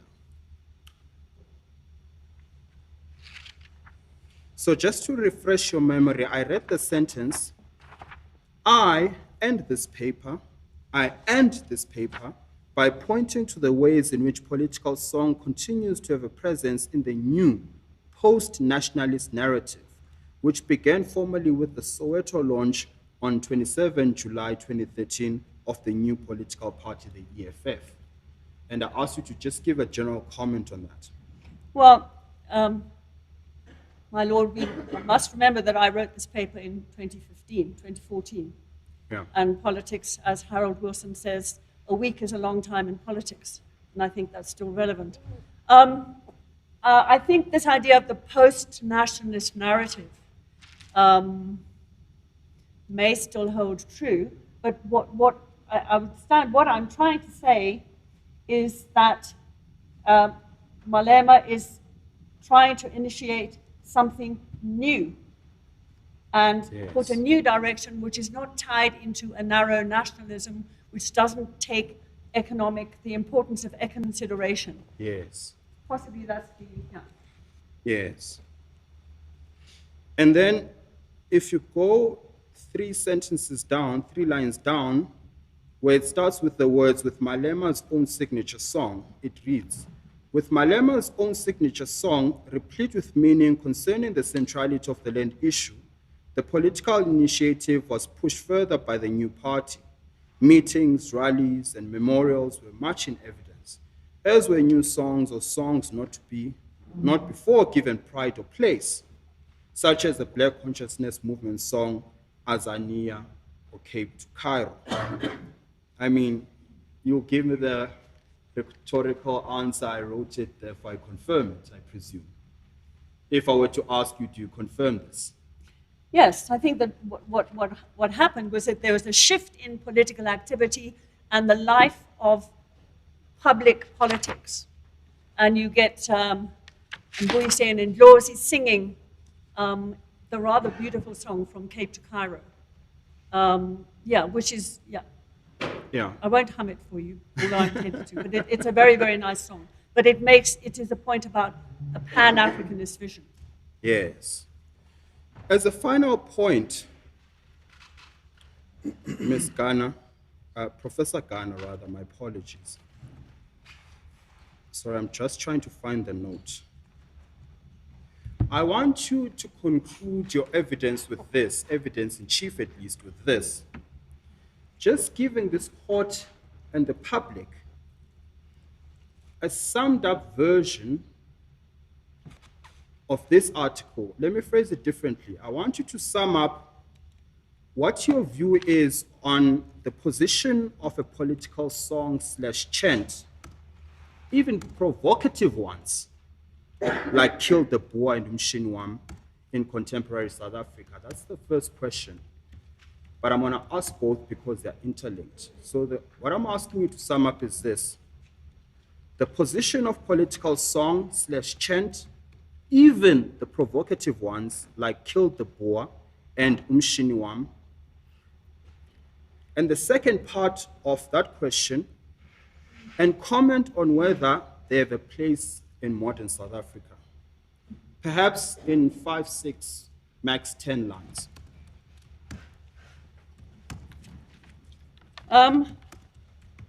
But you did say you wanted me to sum up the version of the article as well. You don't want me to do that? Well, I mean, all right. I suppose the starting point and then deal specifically with these So, questions. okay, well, to sum up the article quickly, I'm saying that... So I understand you'll do it quickly, but at the time, please bear in mind that your lordship is taking notes. So if you could pace yourself as per his typing.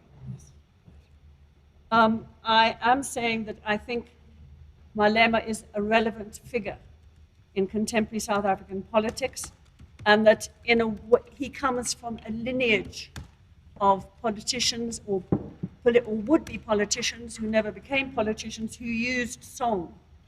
So he's following through the continuity of song within the political domain in an innovative way that we have to listen to and we have to take seriously.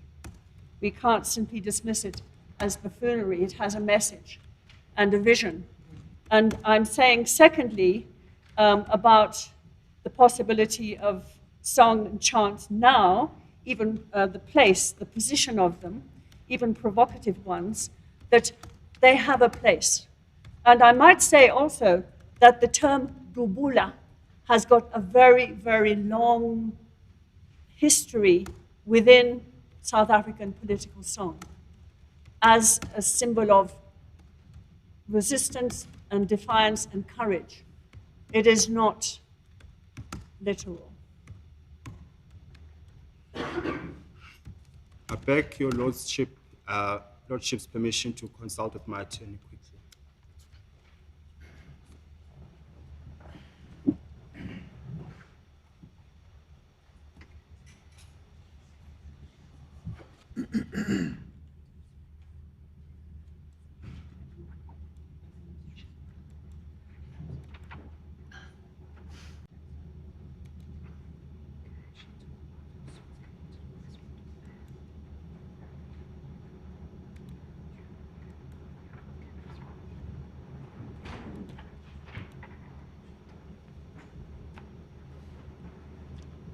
There will be no further questions for the witness.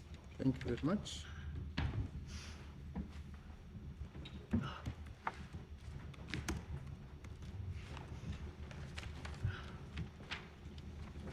Cross-examination, Mr. Oppenheimer. Professor Gunnar, I appreciate that you've been open with this court and saying that you will not be instructed what to say, that when you speak, you will speak independently. Very much appreciated. Sorry, just give me a second. Oh, do you want to move the mic? Sorry. Do you want to move that one also? Okay, ETV is not interested. Let's move on.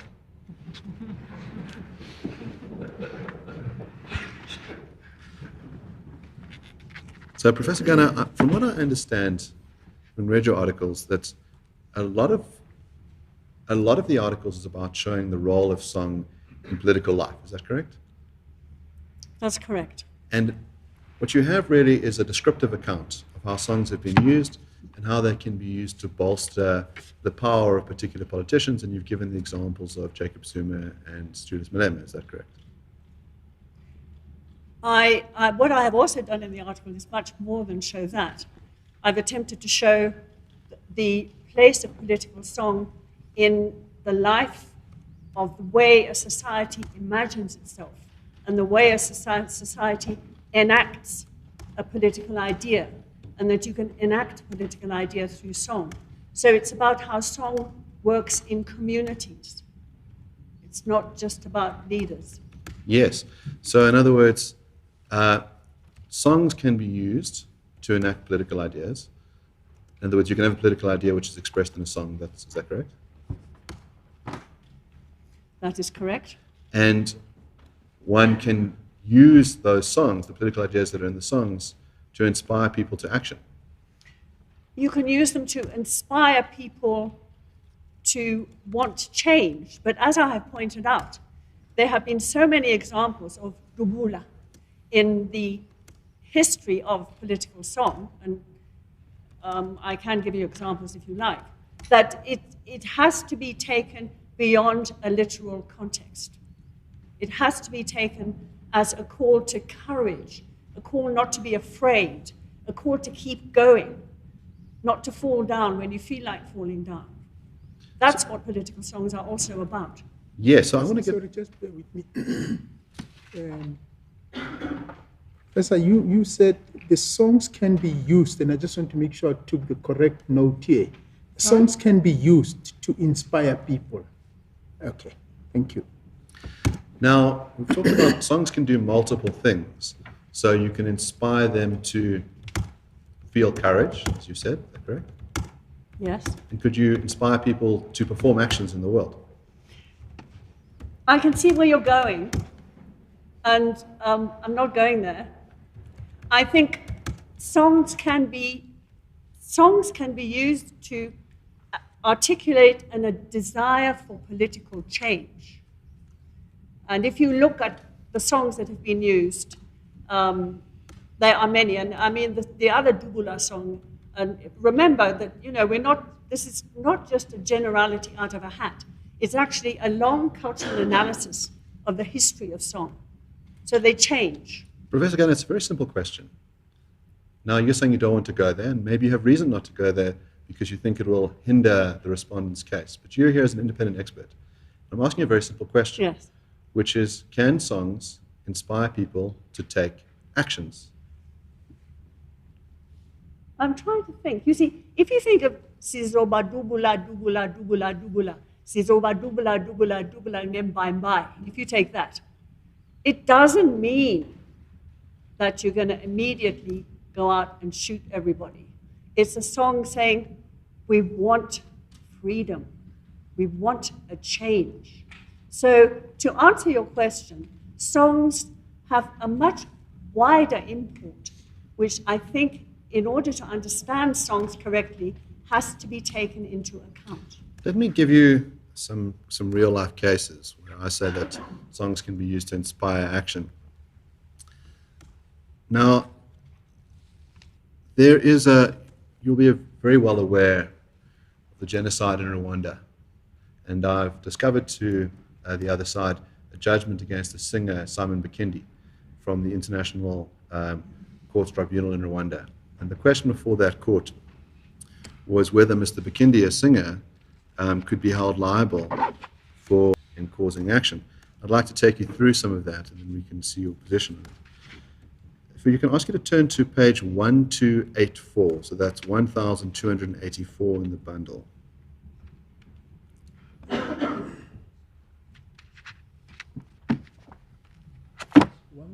Sorry? 1284. I don't think there is one. It seems to end at 497. Deployment of the songs. Yes, it's deployment of the songs. I don't know if you've produced a... What? Okay, yeah, can you see that? Okay. Sorry. Do you want to enlarge it by removing that tab on the left? Okay. So this is an extract from the judgment of the trial court. The questions before the court were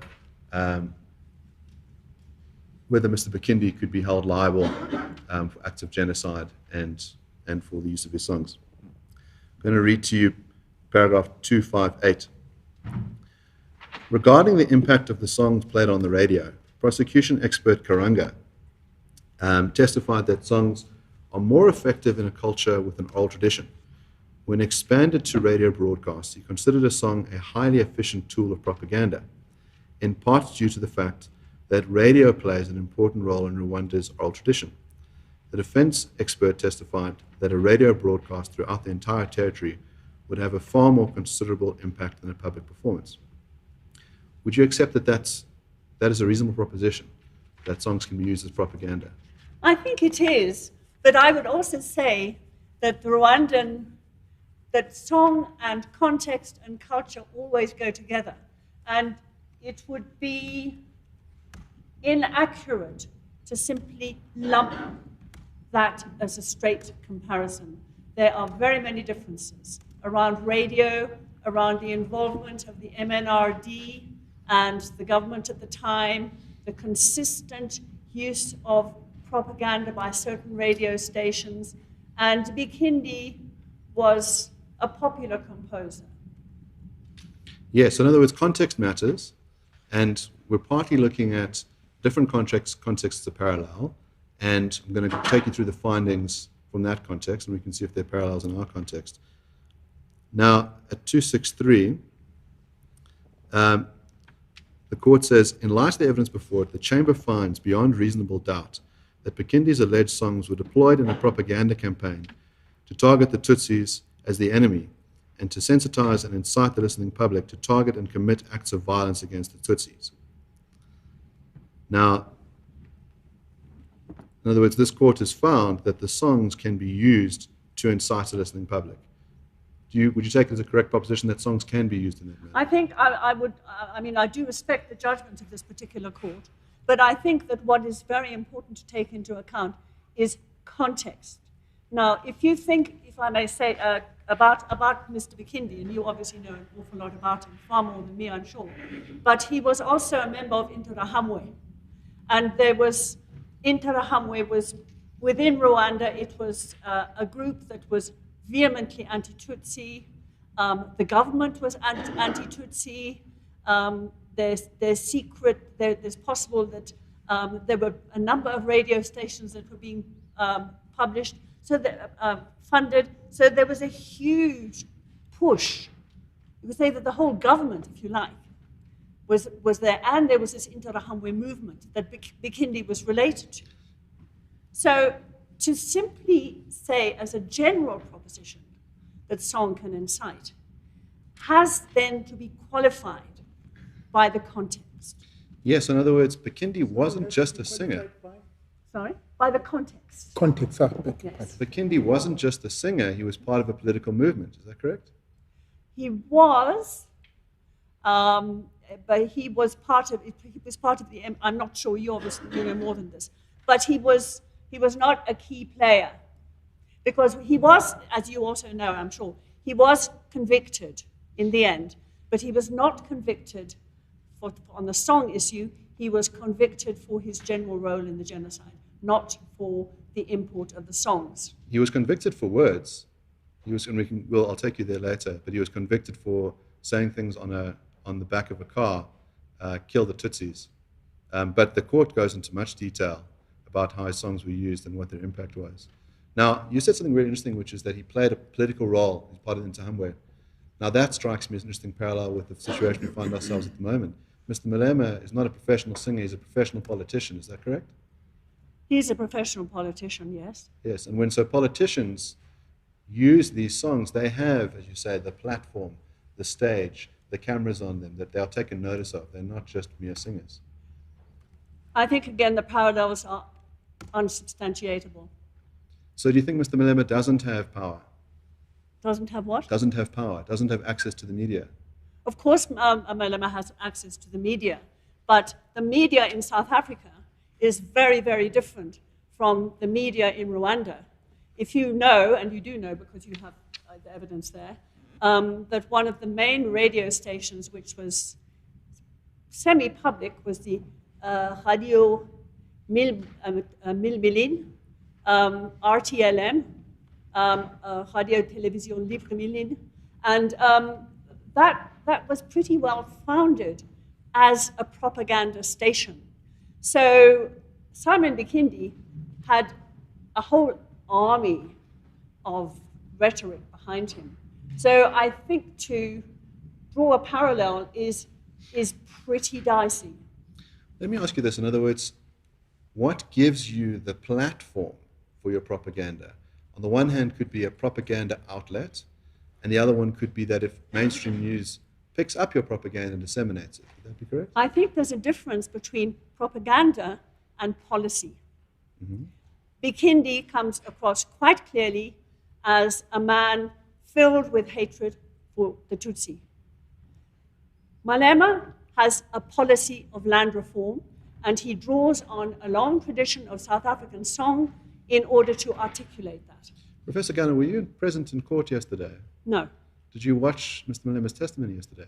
No, I didn't actually. I was preparing for today. Yes. So you would then be unaware of some of the things that Mr. Malema said in court yesterday. Well, please inform me. I intend on doing so.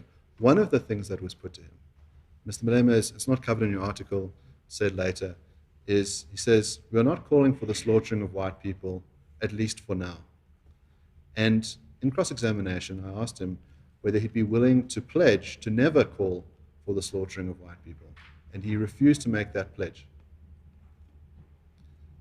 Now, I put it to you that, in other words, this is not someone who merely trades in economic policy. This is someone who is consumed by hatred for people on the grounds of their race. I think this Just is hold on. outside the domain Just hold of what on. I'm meant to be talking Prof. about. In fairness to the witness, Well, let's just help the witness for going forward.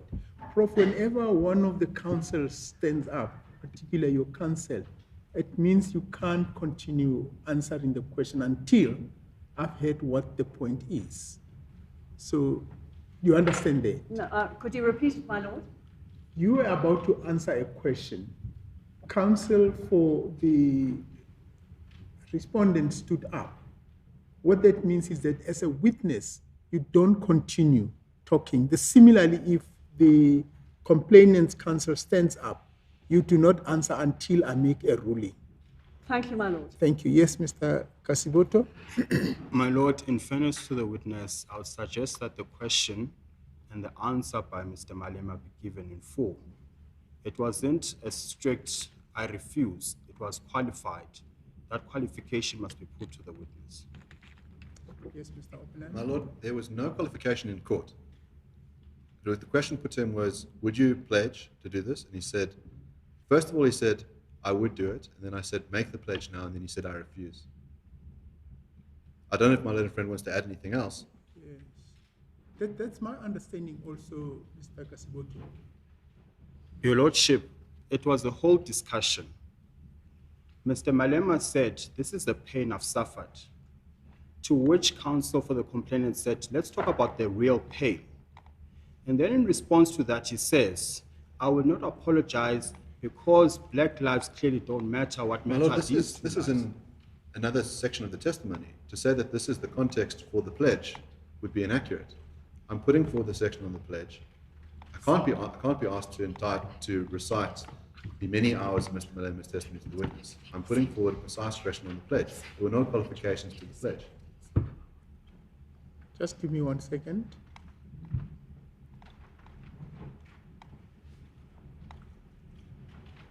Well, just my recollection on the questioning was that it was in the area where Mr. Malema, I think, testified about how his mom was invaded by the police. They pulled the blankets while she was sleeping. And then he continued about how painful that was. And then it came to this issue about, there was a question about there's no policy to say that kill the Boers. And then the question came about, what is your stand in relation to the killing of farmers? Would you make a pledge to say that you would be opposed to the killing of farmers? That's the context as I understand. And I will therefore allow the question, Mr. Kasiboto. So, Professor Gunner, as I've said, when asked, Mr. Lema was asked to pledge, will you pledge that you will never call for the killing of white people? He refused that pledge. Now, as I say, my position to you, in other words, is that But this I is... think, Mr. Oppenheimer, now it comes back to the objection which was raised. He said that in a particular context, and I think you need to put that context to the witness. He didn't just simply bluntly say, I refuse. There was some other context that led to... The prior context is simple. I said to him, you've made a speech in which you said, we will not call for the killing of white people, at least for now. And then I said to him, we had a discussion about what at least for now means. And he says, I cannot see the future, I'm not a prophet. And then I said, will you then pledge to say that you will never call for the killing of white people? And his initial response was, he says, I can do that. And I said, then make the pledge now. And he said, I will not make that pledge. So why I raise it is that your characterization, Mr. Malema, is someone who cares about a change in economic policy. The evidence of Mr. Malema demonstrates this is someone consumed by racial hatred who will not rule out the killing of people on the grounds of their race. And that the parallels between him and Mr. Bikindi are then very parallel. That's my position to you. I think that's outside the province of this paper that I've been speaking to as expert witness, because what I have laid out is how Julius Malema, as a politician, has enunciated a different policy on land from an earlier regime, and that he has taken a song, Dobili Bunu, which can mean kill the farmer, kill the boer, but it is a song. It is not walking around the streets making that statement. And what I'm interested in is the power of song to state ideas and policy in the old regime and in the new democratic regime. And I stand by that. So if I understand it, in other words, your paper omits the racial rhetoric of Mr. Malema, is that correct? My paper is based on very carefully researched evidence that I conducted between 2013 and 2015 when it was published. And what is in the paper is the evidence there. And that's what I stand by, and that's what is in the public domain. So you're an expert on this particular period of time and the political usage of the song during this political time? I'm an expert in a much wider field than that. I'm an expert on song, oratory, orature, the history of African political forms such as praise poetry, the place of the praise poet, the singer in history. So my expertise was used to try and clarify what was happening here. Are you an expert on Mr. Malema's politics?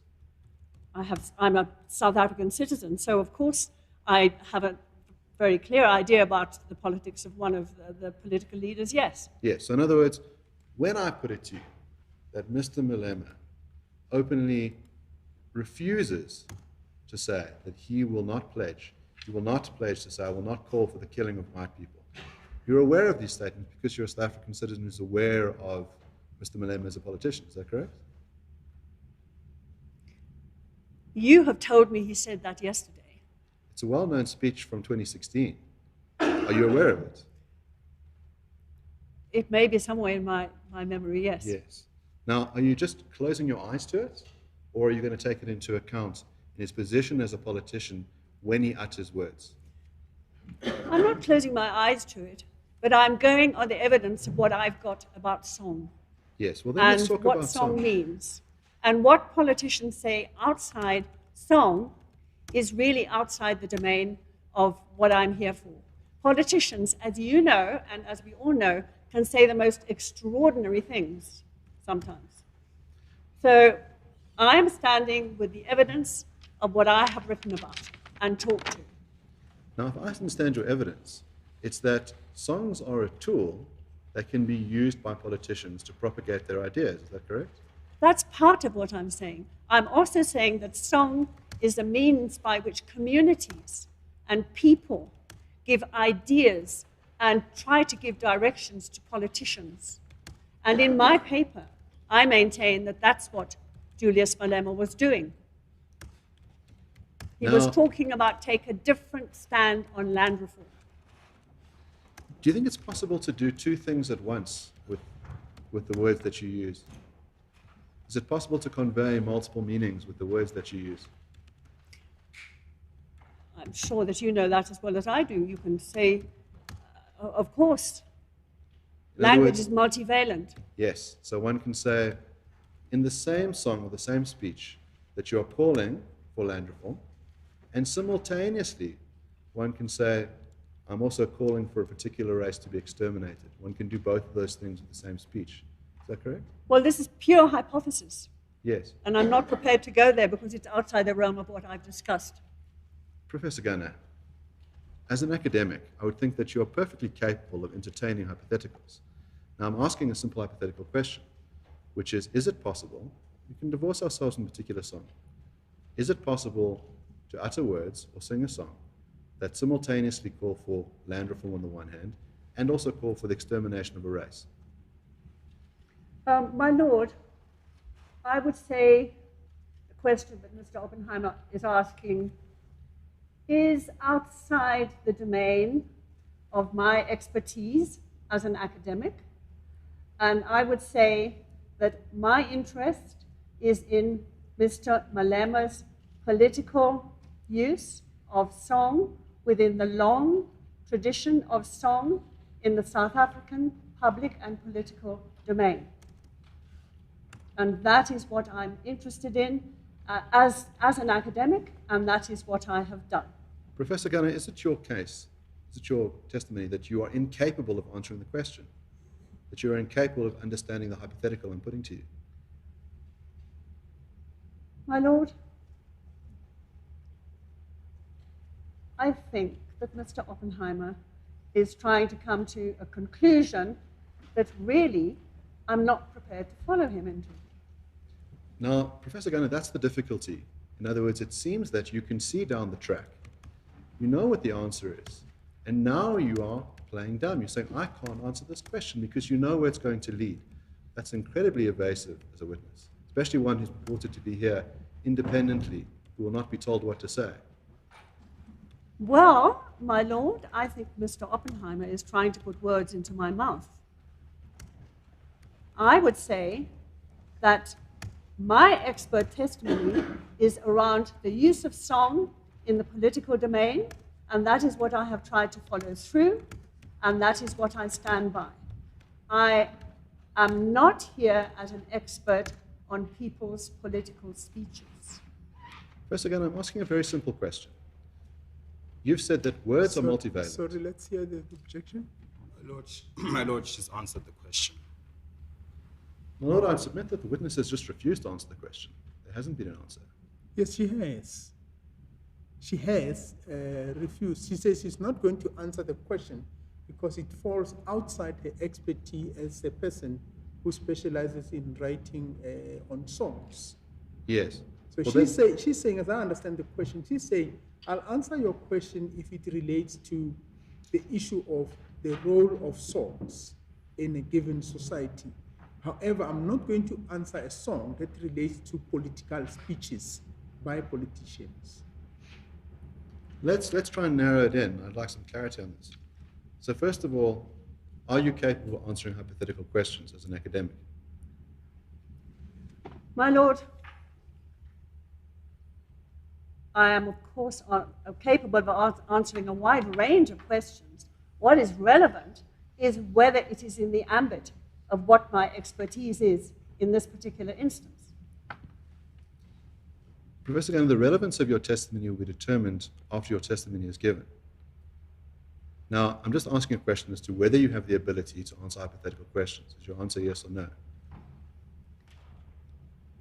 My Lord, I do have the ability to answer questions, but the point is whether the questions are germane to my field of academic knowledge and what I have got in front of me, which I have testified to. I think what's the important, the underlying there is hypothetical questions. Pardon? I say, Mr. Oppenheimer underwritten that question with the word hypothetical questions. That's the question. And you saying, what's your answer on that? Well, a hypothetical question, you can ask me a hypothetical question, but then I would, yes, do ask me a hypothetical question. Okay. Now, as an academic, as you've testified earlier that language is multivalent, can convey multiple meanings. With one sentence, one can convey two different things. Is that correct? Yes. You just have, yes. Now, I'll give you a different case. Could one call for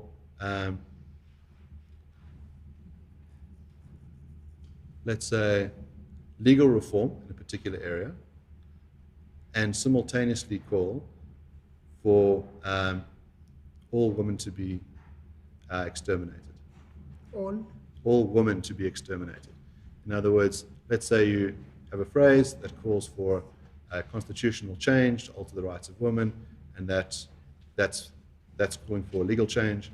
And then there's also a call to action, which is that a particular group of people, namely women, be exterminated. Is it possible to do that? Well, I think it would be complete madness. I'm not asking if it's a good idea or a bad idea. I'm asking if it's possible to convey multiple meanings with the same Well, words. that's not multiple meanings, that's two different statements. You want land reform, or you want legal reform, and you want the extermination of women. That's two different statements. I don't see that that's being language as multivalent. It's two different statements. So let's say we had a statement which was, we should drive women into the sea. That's the statement.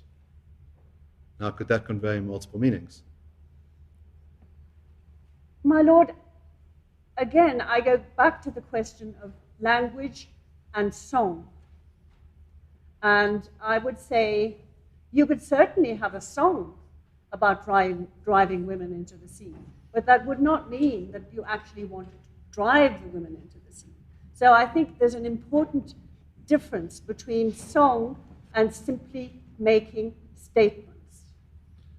So let me pin you down on that testimony. Is your case, from what I understand it, you want to elevate songs. You say that songs are taken seriously. Songs are not mere decoration. Now, if I sang a song with a tune saying, let's have another Holocaust, let's kill 6 million more Jews, and I sang it in a really musical way, would you say that, well, because it's a song, it cannot bear its plain meaning? No, I would think you were taking my evidence completely out of context, because I'm talking about the way song has developed in a particular society, which happens to be our society, our democratic society, and the society before that, which was not democratic. Professor Gunner, I'm just trying to establish some principles from you. It's very simple. You stated earlier that if one were to sing Drive the Woman to the Sea, it would not mean that. I'm giving an example of another song where I want to say, even though it's a song, we could take those words literally. Is that the case? I really can't comment on that because it's completely outside the domain of this culture and this history and this performance tradition. And I really think that's how it is. So is it the case, in other words, that you are unable to answer an abstract question like, can songs be taken literally? Is it possible for songs to bear a literal meaning? My Lord, my evidence is around songs in the long history of this country. Whether a song that was sung before the Holocaust of the Jews could have led to the Holocaust, could be taken literally, is something that I'm really not prepared to comment on. One would have to look at the history of song in Nazi Germany. One would have to look at the history of how it was used by Hitler, by Goebbels, by the youth movement, by the whole persecution of the Jews, the taking away of the rights of the Jews, and you would have to look at the history of song within that particular social and political context. What I have tried to do is to take the history and the use of song in our society and to make the case that Julius Malema has introduced a radical element around song because he wanted to address the issue of land, reform and reclamation. Let's turn back to the Rwanda case. I'd like you to, we're on the same page, it's paragraph 264.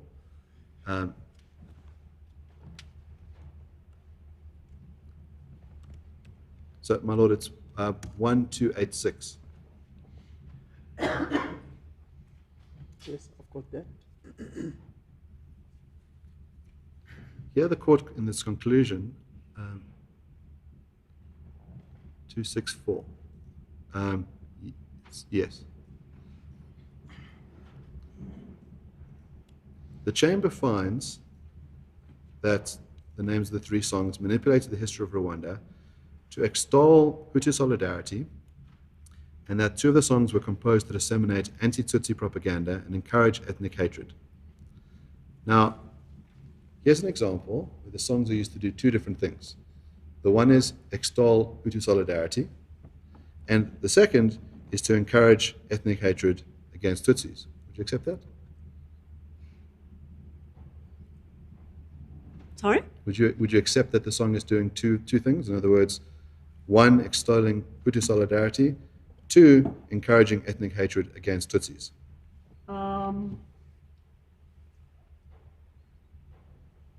Ethnic hatred. Yes, I'm with you. And the second line says extolling Hutu solidarity. Yeah, I think that's true. But again, I mean, this is another society and another time, my lord. And that would be how I view it. Yes. Prof. Ghana, I just want to try and get some abstract reasoning. You have a methodology that you use. So you say, I have focused on a particular context in South Africa, and I've looked at the particular songs here, and I'm trying to understand how they operate within this context. Now, I'd imagine that methodology can be used not just there, but in other cases. Would that be the case? Sorry, let's hear. Yes. Sorry, Your Lordship. Just back on that point, not the same songs perform 2 things. As I read the conclusion, there is that the first 3 songs extol, the next 2 songs do something else. So it's not the 2 songs or 3 songs doing 2 things. The first 3 songs do one thing, the last 2 songs do the other.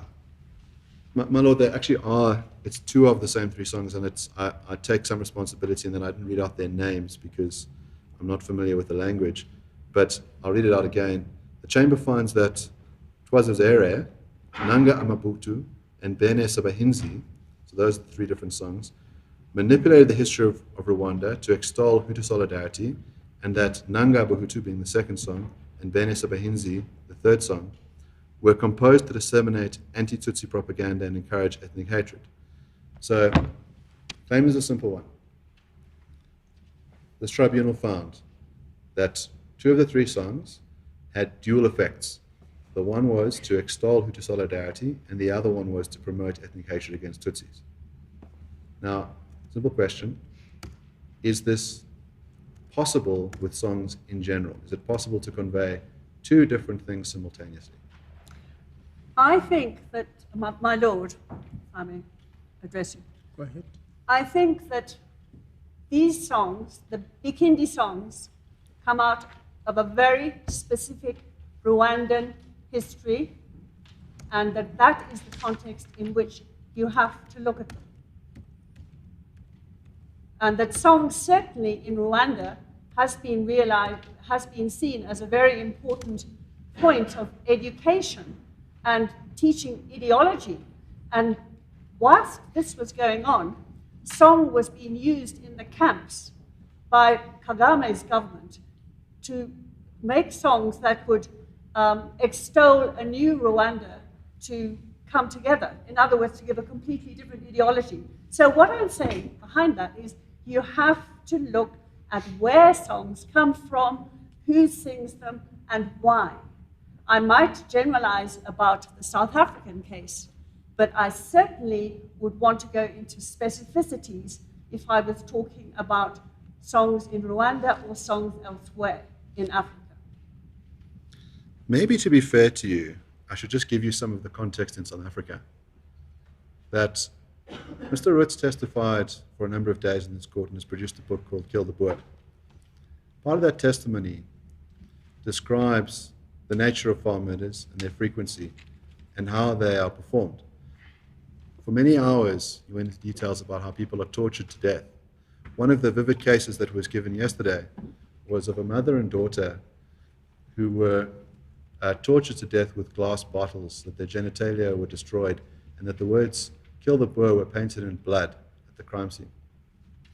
Now, I put it to you that the context that South Africans find themselves in at the moment is a bloody, torturous context. And that the songs, the chants used by Mr. Malema of "Kill the Boer, kill the farmer, shoot to kill," draw parallels with actual reality on the ground. That in Rwanda, you had people being slaughtered and killed, and you had songs encouraging this. And that those parallels in South Africa are very close. My Lord, I think the advocate is indulging in generalities. The contexts are very, very different. A song is a song. A song is a song. Could you explain that? A song states a case, says something, gives a command within a song. And in the case of South Africa, that has been the case. If you look at the Rwandan situation, it is a context which has to be looked at extremely carefully and with different lens, different eyes. And the fact that a farm murder has been committed cannot relate back to a particular song. Is it within your expertise to say that when a song is sung in South Africa and murders are committed, that it cannot be related? I think that, again, it's a very general statement. A murder can be committed anywhere. It doesn't mean that the song, which was sung, as I have tried to indicate at great length, a song that comes from a long and articulate tradition of struggle songs is used. The fact that there may then be terrible farm murders is not a necessary consequence of the song being sung. Is it a possible consequence?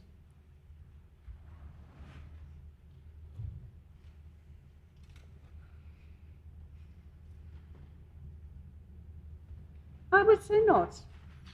Your testimony is that it is absolutely impossible for a song sung in the South African context calling for the killing of Boers to say shoot to kill, that it is impossible for that to have any real world effects. Is that your testimony? I would say that when people are singing, and remember, this is not a song that is just sung by one individual. It is sung by a group. It is sung as part of a whole political movement. It is sung as a movement to get a change in land. That is why it is sung. You are not answering the question, Professor Gallo. If there happen to be concomitant farm murders, it is very difficult to draw the evidence across because farm murders, tragically, have been going on for a long time. And I think to draw evidence between them would be impossible, in my view, if I stick to what song is about. And that is what I intend to do.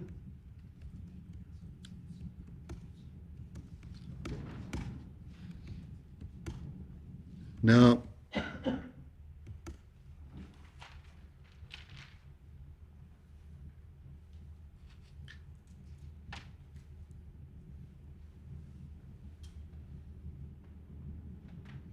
I'd like to give you a case to consider. It's at page 231 of the bundle. 231 in here? It should be there, yes.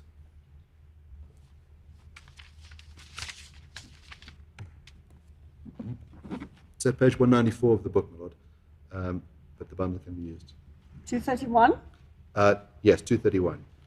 The bottom paragraph says, on 22 August 1992, I'll wait for you, Professor. Yes. On 22 August 1992, Godfrey Frederick Lance Hewer was murdered in front of his wife, Amy, on their farm near Vryheid in KwaZulu-Natal.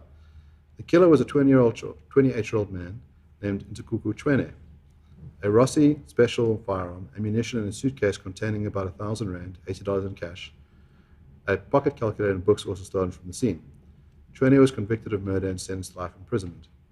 He would later testify to the Truth and Reconciliation Commission that the only reason he had committed that murder was because he had been influenced by the ANC's chanting of kill the Boer, kill the farmer. He continued, I could have killed any other white man I came across at the time. My frustrations were directed to white men because they had what we did not have.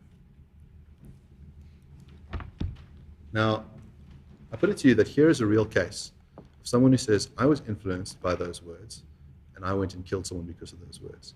And your prior testimony was that this is impossible. And I put it to you that your position is implausible. My Lord, if this evidence is, as it is in this book by Mr. Rhodes, is it? One must presume that this is the case. But I would say that one certainly cannot make a generalization from that. And that the role of song, as I have stated and will continue to state, has a place in the public domain, in the political life of a democracy where change is to be brought about and done in a democratic way. Now, in other words, is it your case, if I can understand it? So first of all, do you concede that it is possible for a song or these particular words, shoot the boy, shoot to kill, can influence someone to commit an act of murder? Clearly, in this case that you are directing me to, it seems to have been so. It was so. That was the evidence that was given. But I think to deduct any kind of generalized statement from that would not be good. Now, the question I'd put to you was, is it possible for these songs to cause this harm, to incite? And you concede that there is that possibility. Possibility in general are different. In other words, no, I said in all cases necessarily... I intend to stick to my argument that a song is a song. It is used in the political domain. It has a place in a political democracy, and that is what Kill the Boer is. And the fact that, as I have tried to throw through my testimony, that the language used has a long tradition of rhetoric, and it has a long tradition of making sometimes very difficult points in the public domain about land. The fact that the words "dobele bono" are used is part of a song. It is not an injunction to kill. Professor Gunnar, some of the other testimony that you weren't present for in court, someone, Duncan Prinsloo, personally survived a farm attack. He was shot in the spine, his wife was killed in front of him. And it was put to him, it was asked, how does he feel when he hears these songs being sung? And he says it has a re-traumatizing effect on him. That when he hears these songs being sung, it reminds him of that day that his wife was murdered, that he lost the ability to walk. Now, sorry, my lord, just for completeness, again, the witness was not in present in court. With your lord's permission, if I could just give context to the proposition that's put by my learned friend. What preceded the entirety of what my learned friend is saying is firstly a concession on the part of the witness in question that there was no evidence that the singing of the song led to his attack and the murder of his wife. So there is no connection, causal link between the song and the version that's given by my learned friend, just for purpose of context. my lord, as my learned friend knows, there's a two-part test for hate speech. First is, do the words propagate hatred against a particular group, race, ethnicity, etc.? And then it must either incite harm against that group, or that the words themselves cause harm. And our courts have interpreted those words to mean psychological harm or emotional harm of a serious nature. Now, I'm dealing in the latter category. Now, the evidence of Mr. Prinsloo is that when he hears these songs, it re-traumatizes him. It causes this deep pain, brings back the memory of that day when his wife was killed in front of him. Now, would you accept that songs can have that capacity, that they can have that traumatizing effect on people? I think that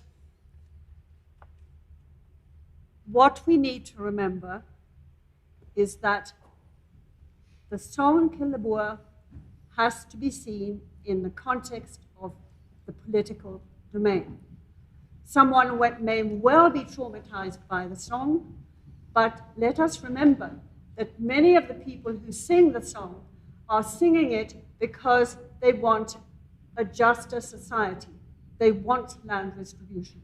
They want a place when they haven't got one. We must remember that that is the cardinal point of the song. Song, of course, people can be traumatized by hearing a particular song, but I don't think that that means that this particular song can be seen but anything but a statement of desire for the change of land ownership at present in this country.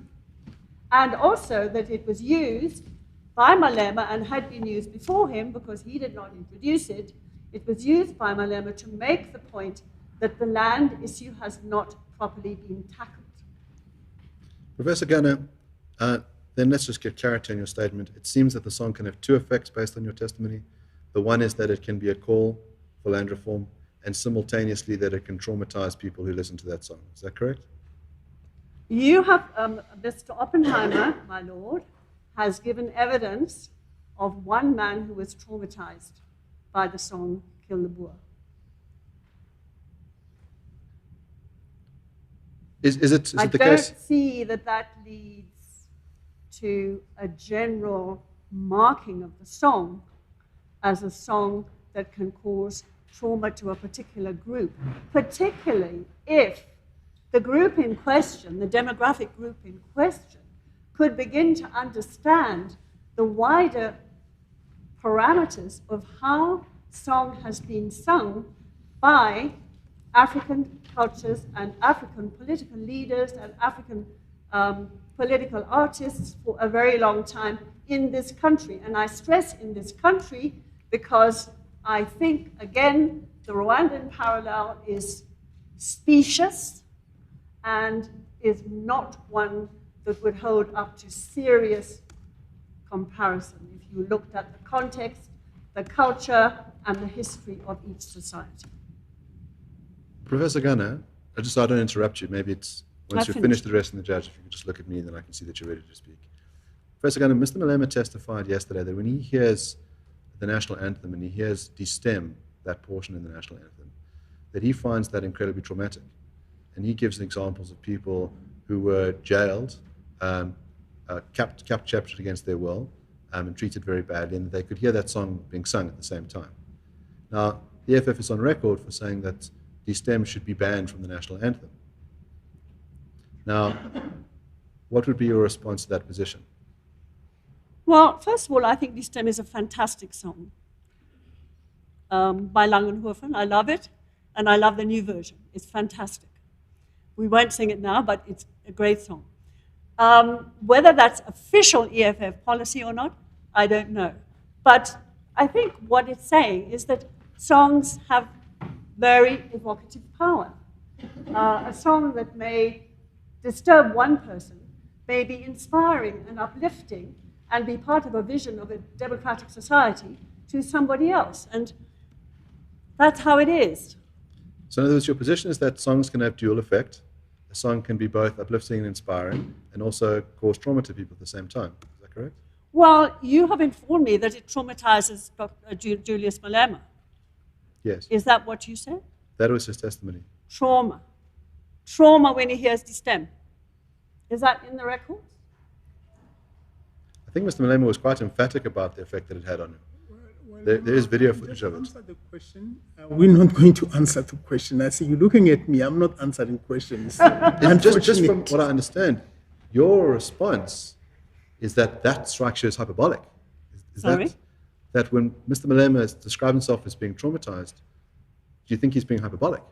No. If Mr. Malema says he's being traumatized, I must assume he is being traumatized. Well, if you say he says he was being traumatized, I will assume that is the case. And so you would take him at his word on it? Trauma is a very wide spectrum. There's a difference between different kinds of trauma. Do you want to elaborate on that? No. I'll leave it to you to think it out.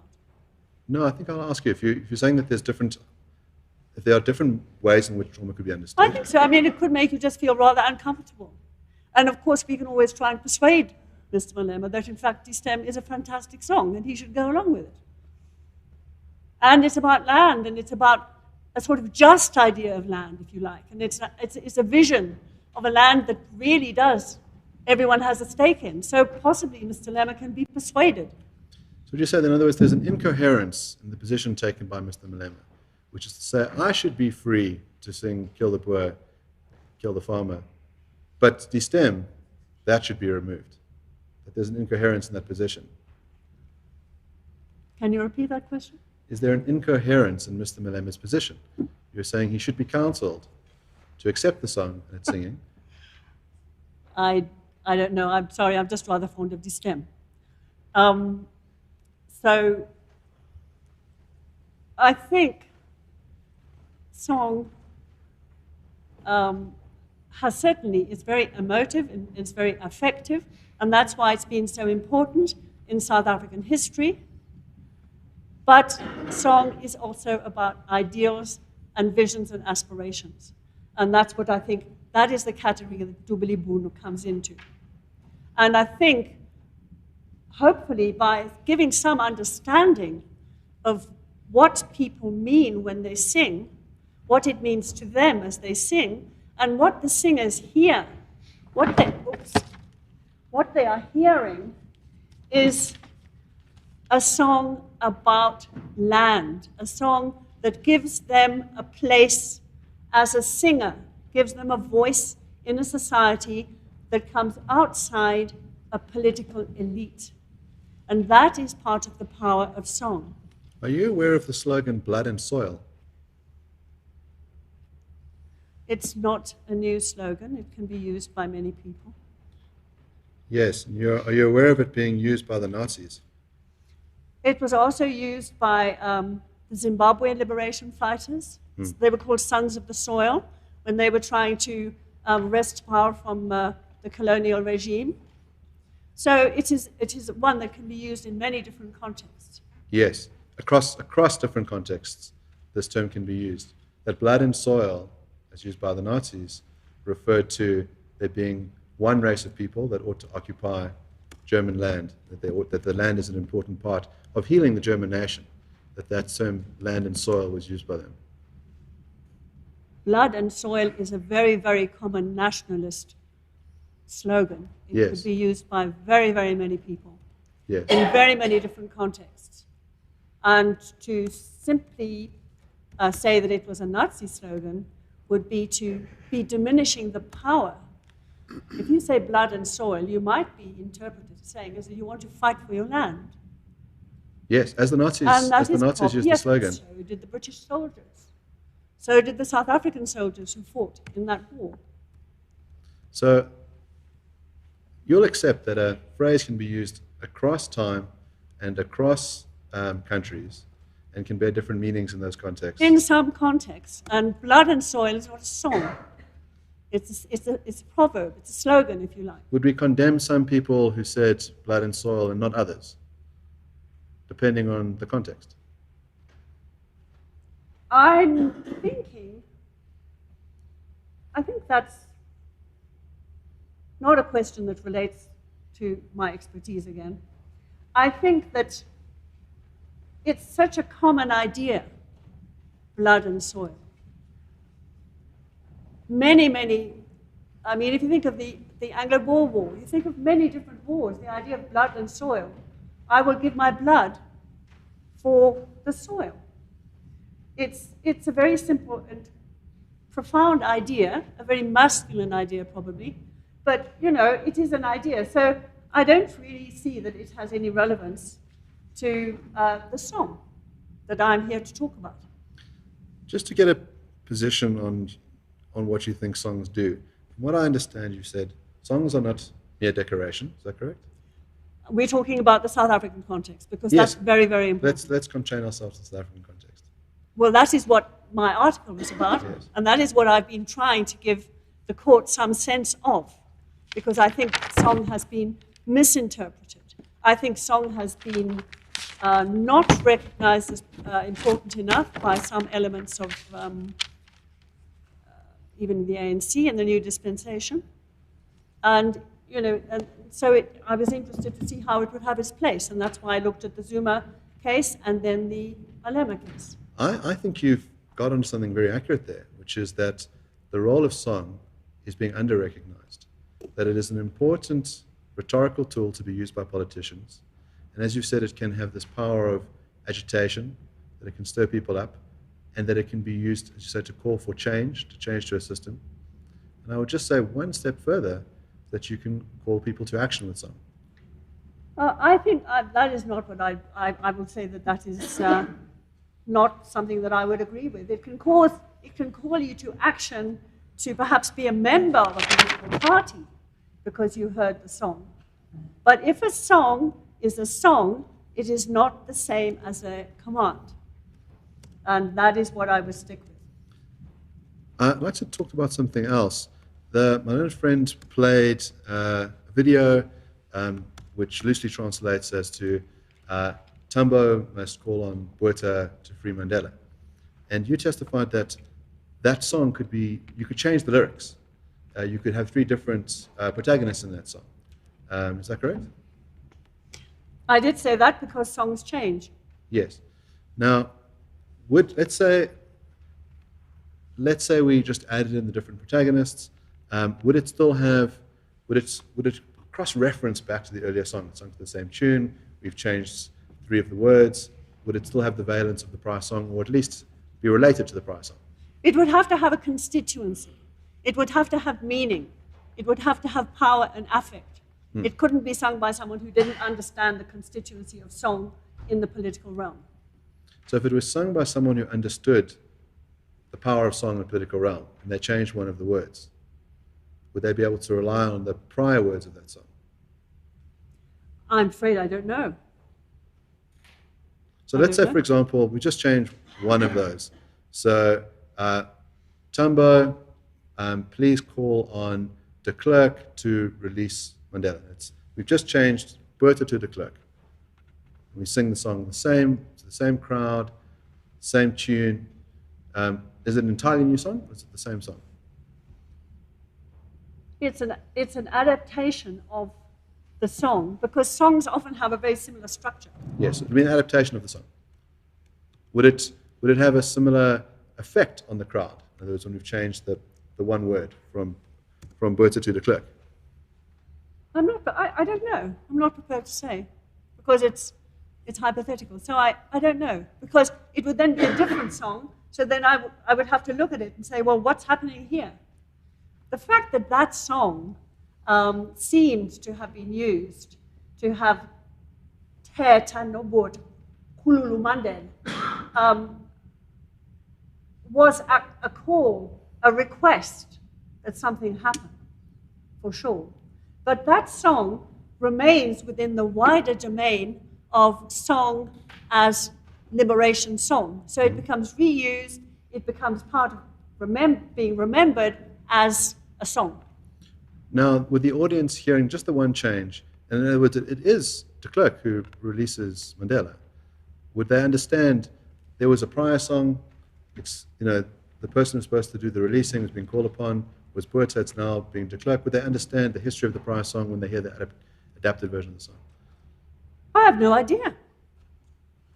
Would the prior version of the song would have any role in understanding the adapted version of the song?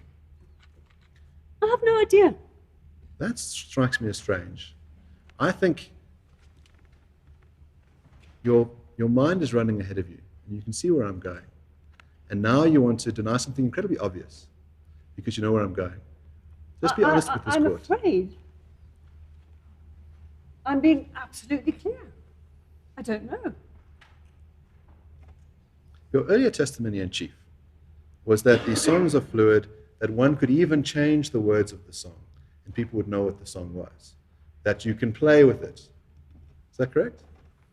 You can play with many songs like that. It's part of the way songs work.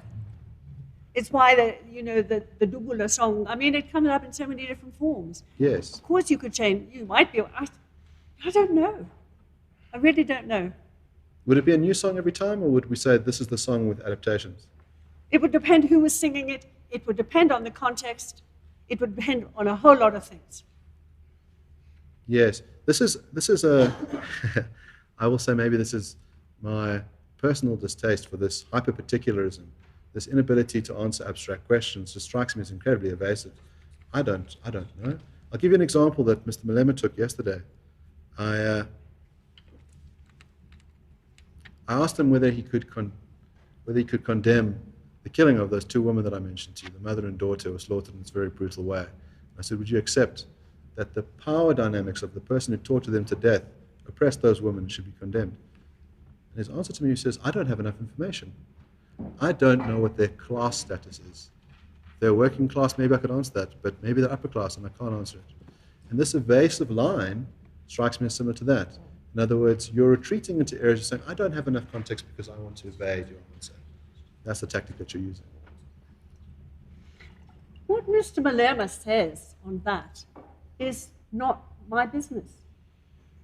It's not what I'm here for. I'm pointing out that you're using a similar tactic, which is to say, I don't know enough and so I can't answer. But in other areas, you're very happy to answer. So it's an evasive strategy, and it's I can tell my lord that this is absolutely not the case. I'm an expert on song. And that's what I'm here for. And I'm asking you about a And that's song. what I've tried to do at great length. Professor Gunnar, I'm specifically asking you about your expertise about songs. And I'm asking you, if we change one word in a song, what effect that has. And suddenly you say, I need more context than that. I couldn't possibly answer. I mean, this is just beyond me. This again strikes me as incredibly evasive. I'm asking you about your particular area of expertise, about something that you testified on an hour ago. Well, it could go in so many directions. It could be, let me just say, and remember that the song, Dubili Bunu, could well be used in 20 years' time when there is a different land. It could be used by anybody, but it's still a song. It's still a song about land reclamation. A word could change. Possibly the word Ibunu could change to something else. Something like Isquil, for instance. The wealthy, or the wealthy farm owners. You know, songs change. What I'm saying is that songs, even if they change, are a vehicle to make a point and to, you know, to make a point in the political domain. I'm going to put something to you as well. If I could turn to page 1318, my lord. This isn't in the printed bundle, so it'll have to be put up on the screen. In the book or in the case line? It's in case lines.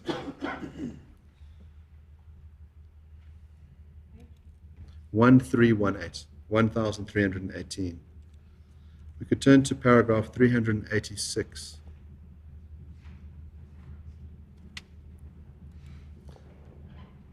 Now, for some context, what the tribunal is considering is what the role of songs could be in genocide. And I want to just put these in contradistinction to Professor Gunner's views. 386. Stated, the Chamber will therefore consider whether and how hate speech can constitute the crimes of direct and public incitement to commit genocide and prosecution as a crime against humanity.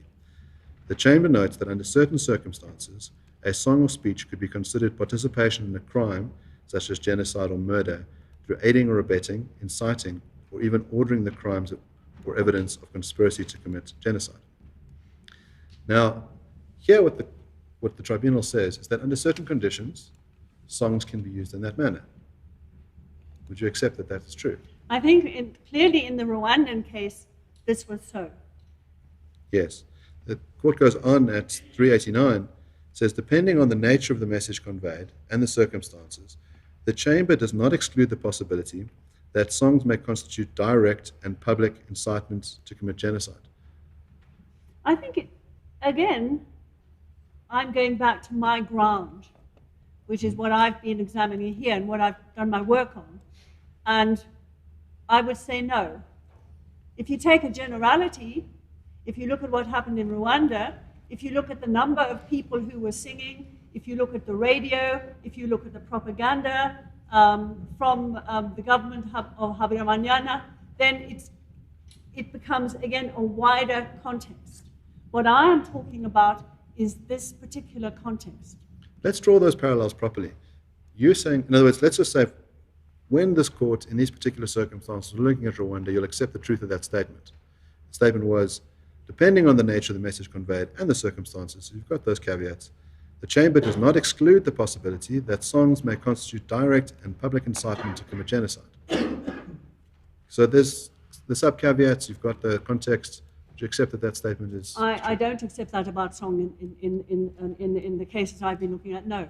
No, but I'm asking about this. We'll do the parallel later. I'm asking about I this mean, context. certainly the Rwandan case. Yes. That was one of the things. But no, that has no relevance to the case. We can talk about the relevance later. I just want to do this piecemeal. So, as I say, you're running ahead. Let's just stick to this one. I'll say it again.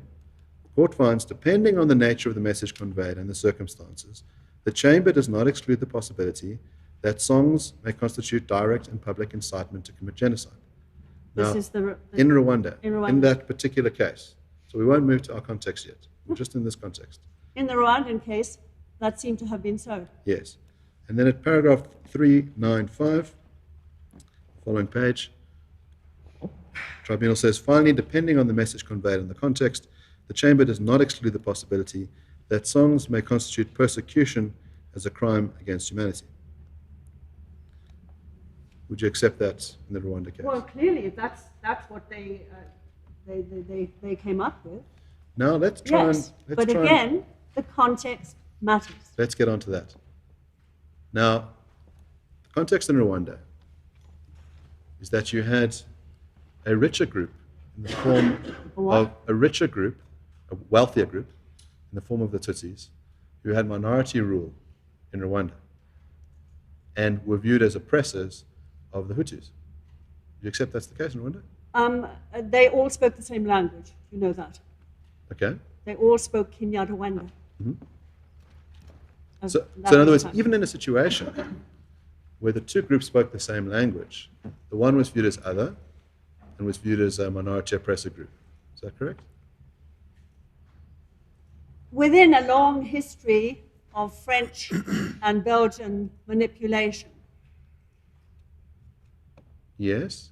Now, so in other words, the view is exactly to say it was the Tutsis were viewed as being in league with the Belgians, that they were favored by the Belgians.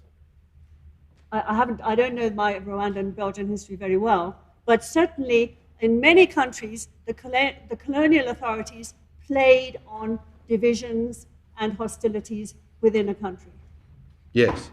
Including South Africa. Yes. Now, in other words, what we have in Rwanda is a case where you've got a colonial body that divides these two groups. Some might say artificially to say they spoke the same language. The one group, being the minority group, is elevated into a position of power. And that ultimately, that minority group is then slaughtered en masse in the Rwandan genocide. Is that a fair depiction of the Rwandan genocide? That is, but it's also, Rwandan history is extremely interesting because there were the Rwandan kingdoms, and there was, the Tutsis had very ancient Rwandan kingdoms with their own traditions of poetry as well. Mm-hmm. But anyway, that's just an aside. But I think, again, the whole history of what happened in Rwanda cannot suddenly be plonked into a case here. Yes, well, we haven't gotten there yet. Now, I take it what historians do, and one of the reasons why we study history. Mr. Oppenheimer? Yes, my lord. I see we have gone quite far into the lunch break. Yes. Might be a good time to take the adjournment. Yes, thank you very much. Now, how much time do we need to take? Should we take a slightly shorter one and come back in 45 minutes, my lord? Okay. Thank you, ma'am. We're going to take a break. You still remain under oath, which means you also cannot discuss this case with any person without prior permission by the court. Thank you very much. The court shall adjourn.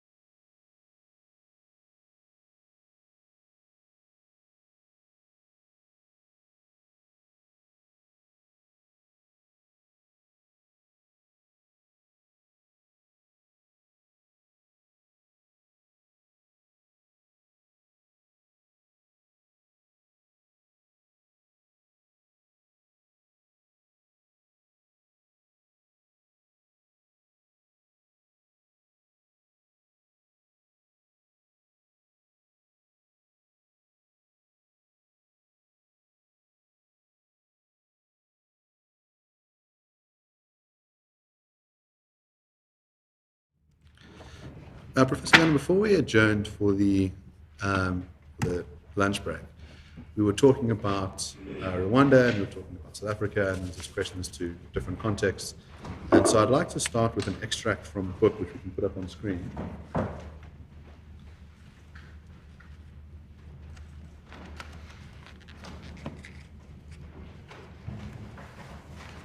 See?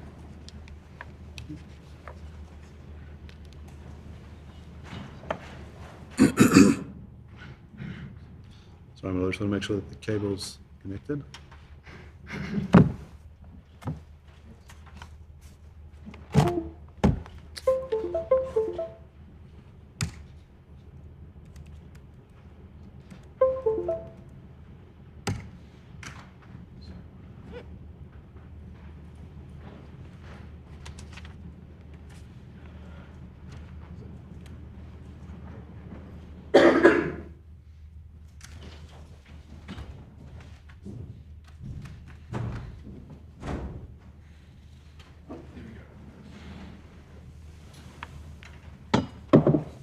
No?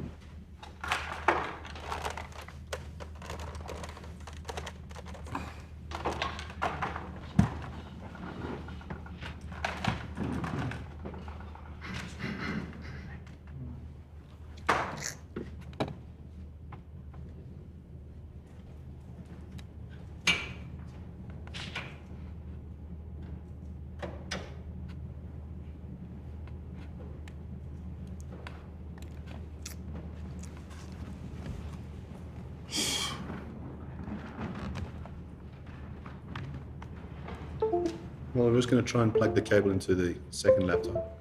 Okay.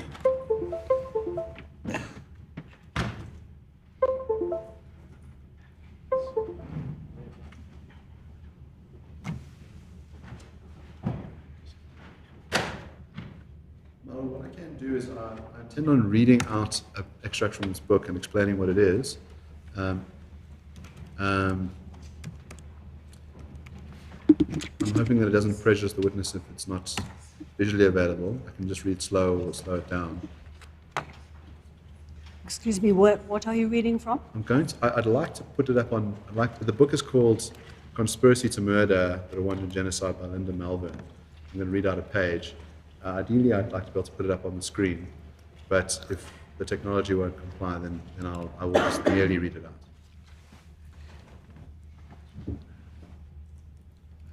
Just disconnect and reconnect. I've just managed mine here. It was also giving me the problem.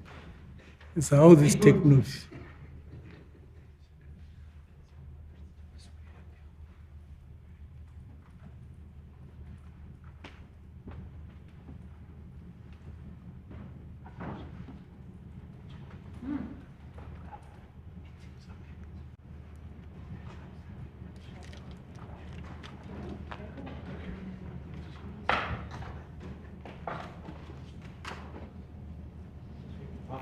Mm-hmm. It's a page.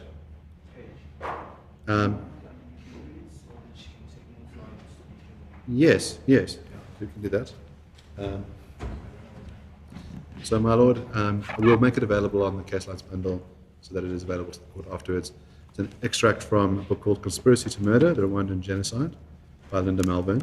And if any juncture you want me to pause. Did you say Malvi? It's Melvin. Linda Melvin. M-A-L-V-E-R-N? Yes.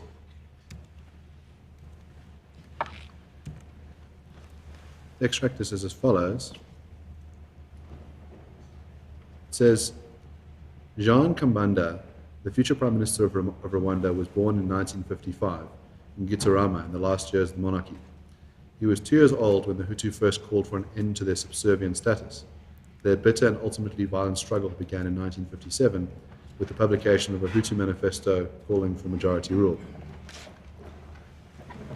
The manifesto maintained that the problem in Rwanda was Tutsi supremacy.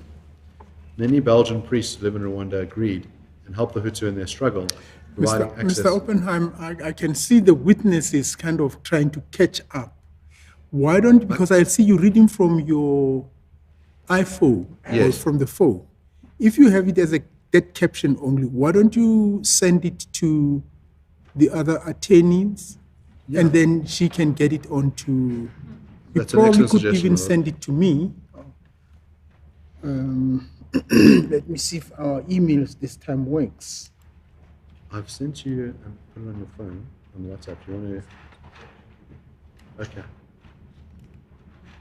Yes, if you can then either on the phone or a laptop.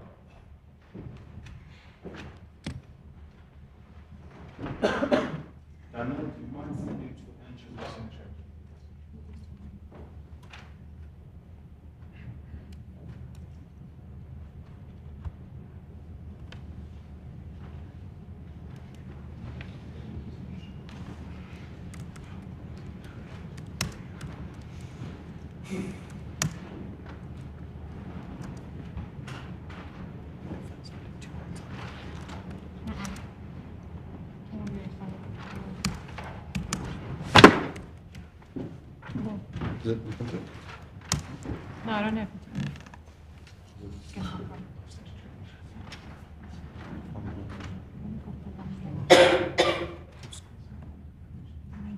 It's on WhatsApp.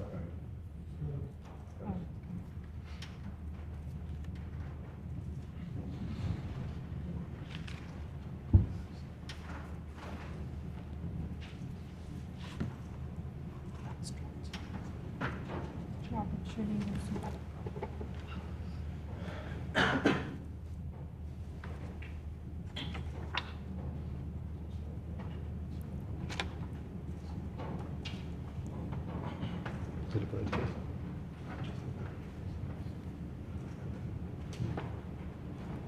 It's not that close, is it?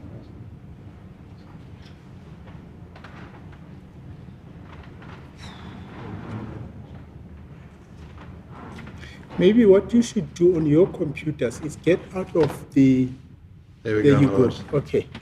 Technology is miraculous until it's not miraculous. Okay, excellent.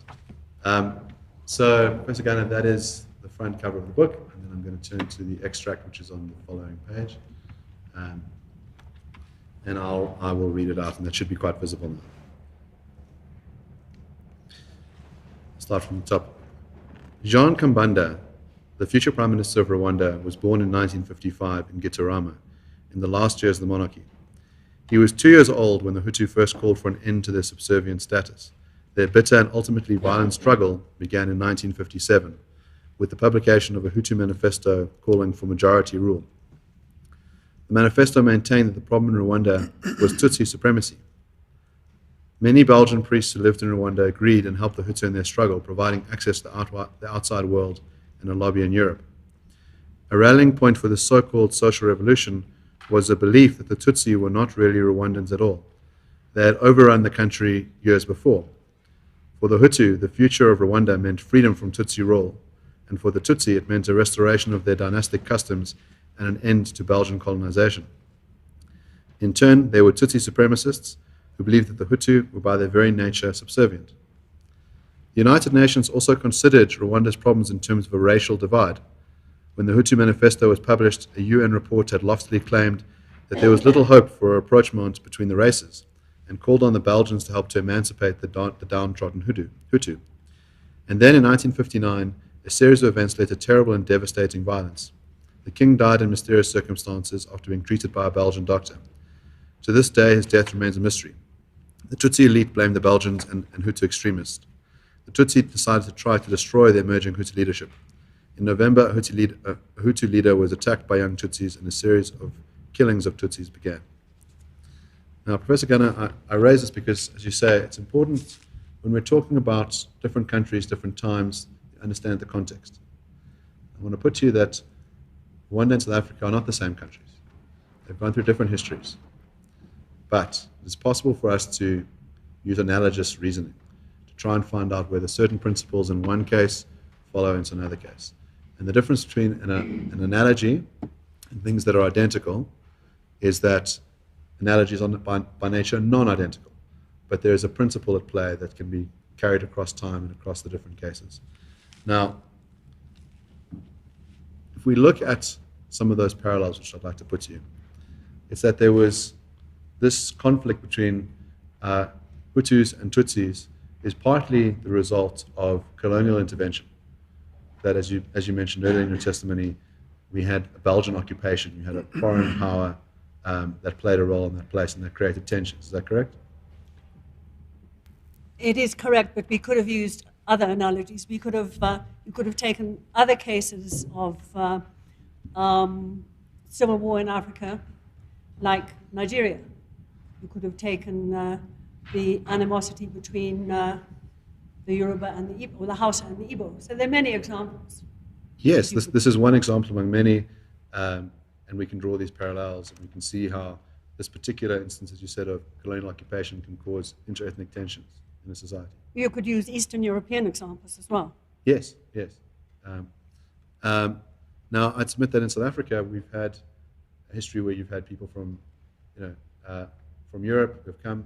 There's been a call to say that the European involvement in South Africa has caused tensions, that you've got people who are descendants of Europeans, you've got people who are descendants from the rest of Africa, that there are some parallels between South Africa and Rwanda on that front, that there was a colonial power in South Africa and also in Rwanda. I think that would be very, very broad, and I would still maintain that it is essential to look at the history of a particular country. If you look at the particular history of South Africa, you see huge interracial solidarity. You see, it's not a sharp-cut case like the Rwandan Tutsi at all. There's far, far more intertwining of cultures and languages and histories. So South Africa is a far more united country, in fact. What's interesting is because Mr. Malema has described white South Africans as visitors in this country, that they don't really belong. And the similar language is used to Tutsis, that they were not really Rwandans. See that parallel as well? Yes. I think the objection is going to be that he also considered that they have naturalized after some period. I think that's what Mr. Kaisi... Precisely. The point Yes. about visitors is initially they were visitors on their way to Asia, and then eventually they naturalized. Yes, well, my Lord, Mr. Malema's testimony is also that white people are criminals, that they can never be rightful owners of land in South Africa. And he says they must be treated as such now, as visitors. So in other words, he concedes that they've naturalized, but I don't think he places any normative weight on their naturalization, because he thinks... Yes, no, I accept that, Mr. Yes. Oppenheim, but I thought that for the purpose of the witness, Yes. the way you formulated your question initially, it linked quite directly to the issue where he said they are naturalized. And indeed, he did later say they are criminals, and then he gave the motor car example, the son and the father. Yes. So, in other words, the full context of Mr. Malema's statement is to describe white South Africans as visitors. He says they have naturalized, but whites are criminals and they must be treated as such. Now, I'd put to you that there's a parallel there in the description of Tutsis as not being really Rwandans. Again, I don't really see how this applies to the history of song in South Africa. Also, the history of song that has been sung in many languages, including English and Afrikaans. Well, it's a very simple reason why I'm doing this. Your prior evidence is that in order to understand the meaning of a song, you must look at it within a context. What I'm putting to you is, well, let's understand what that context is. And how you can take an evasive obfuscatory line, which is to say, yesterday and tomorrow are totally non-identical things. We can draw no comparison between them, and we must be stuck in the very, very limited context. Or we can take the view taken by historians, so that we can learn from the history of other countries and of other time periods, and we can draw parallels. So let's explore that line. I think that the history of Rwanda, the genocide of Rwanda, has been extensively written about by many people besides Linda Malvern. And there is a range of opinion about the direct causes of the genocide. And again, I think that it is not relevant to, as I understand it, what I am giving evidence about, and to the business of this court. The reason why I'm asking you, you are being evasive now, as I've said, your line has been to say, I cannot answer this because that's a particular context. And now I'm asking you to see if the contexts are comparable or analogous. So I'm giving you the context of Rwanda, and I'm asking you to compare it to South Africa.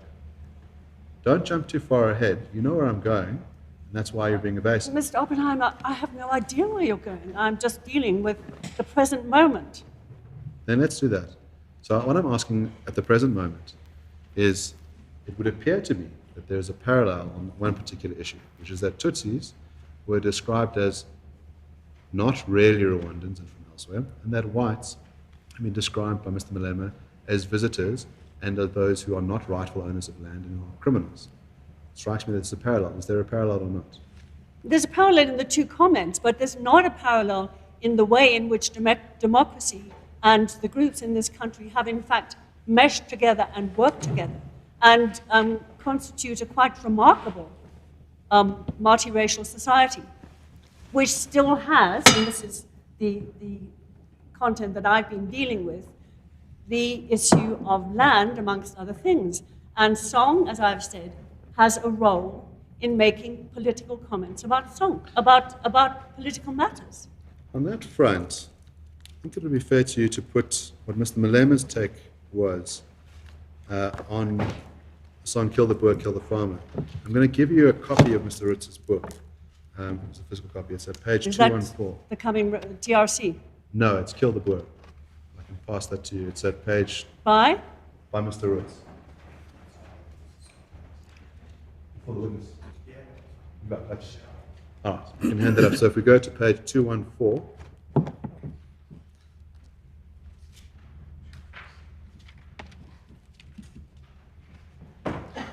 It should be 251 of case lines.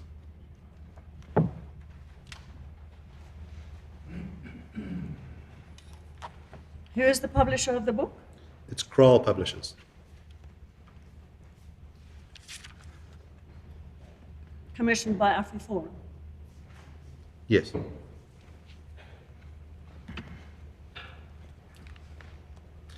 You can turn to the middle of that page.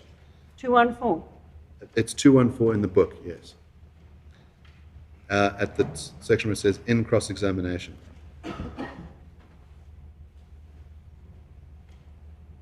Now, to give you context, this refers back to the prior litigation, which you write about in your paper. You write about the fact there was a hate speech case launched against Mr. Malema and the ANC on Dibulu Bunu. This is an extract of that evidence. So in cross-examination, Malema was asked why he was convinced that it was inappropriate to sing Kill the Boer, Kill the Farmer, but acceptable to sing Dibulu Bunu. His response was as follows, in quotes, "When we were encouraged to sing Kill the Boer, Kill the Farmer, the explanation was that the farmer is directed at a particular group of people. And what is worse is that farmers are not only whites. You are going to even kill people who are part of your struggle if you want to kill farmers. So you're actually pushing away the potential supporters of your struggle when you say, kill the farmer." Now, I put to you that Mr. Malema's own evidence 10 years ago is the reason you don't sing this song, is that it can lead to real-world actions, and that some of the people that will be killed won't be white. Sorry, there's an objection. Your Lordship, the difficulty here is this. Firstly, this was not put to Mr. Malema himself. He was here 2 days. This was never put to him. What we have here is an extract in this book that refers to a transcript we have not seen. So it would be appreciated if you perhaps have the original copy of the transcript. And even that being said, context of what Mr. Malema might have meant, we can't have because the version wasn't even put to him. Lord, it's not necessary to put it to Mr. Malema. It was dealt with in evidence in chief. It's in the book. It's been provided to the other side. And I'm asking the experts to testify to it. She has testified earlier, particular line about what songs can do. And I'm just putting to her that Mr. Malema, in his testimony, seemed to say otherwise, and she can respond to that. Yes, I think I recall that this portion, in fact, I underlined it specifically, that it was put to Mr. Rhodes. He testified about it. So I'll permit the question. You may well permit the question, Your Lordship, but my point is different. the version was not put to Mr. Malema. Secondly, this is an extract of an original, which is supposedly the original transcript of the actual trial. That hasn't been provided to us. We don't know whether Mr. Malema actually said these words. That's the difficulty.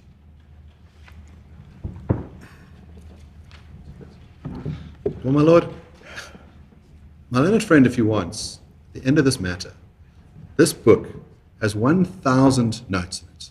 It's very easy to go and check up any of the source documents and say this isn't the case, this is not the case. That rebuttal can be done. The point is, here is the extract from the book. Mr. Roots has testified. Well, Mr. Oppenheimer have already ruled that I accept the Yes. question must proceed.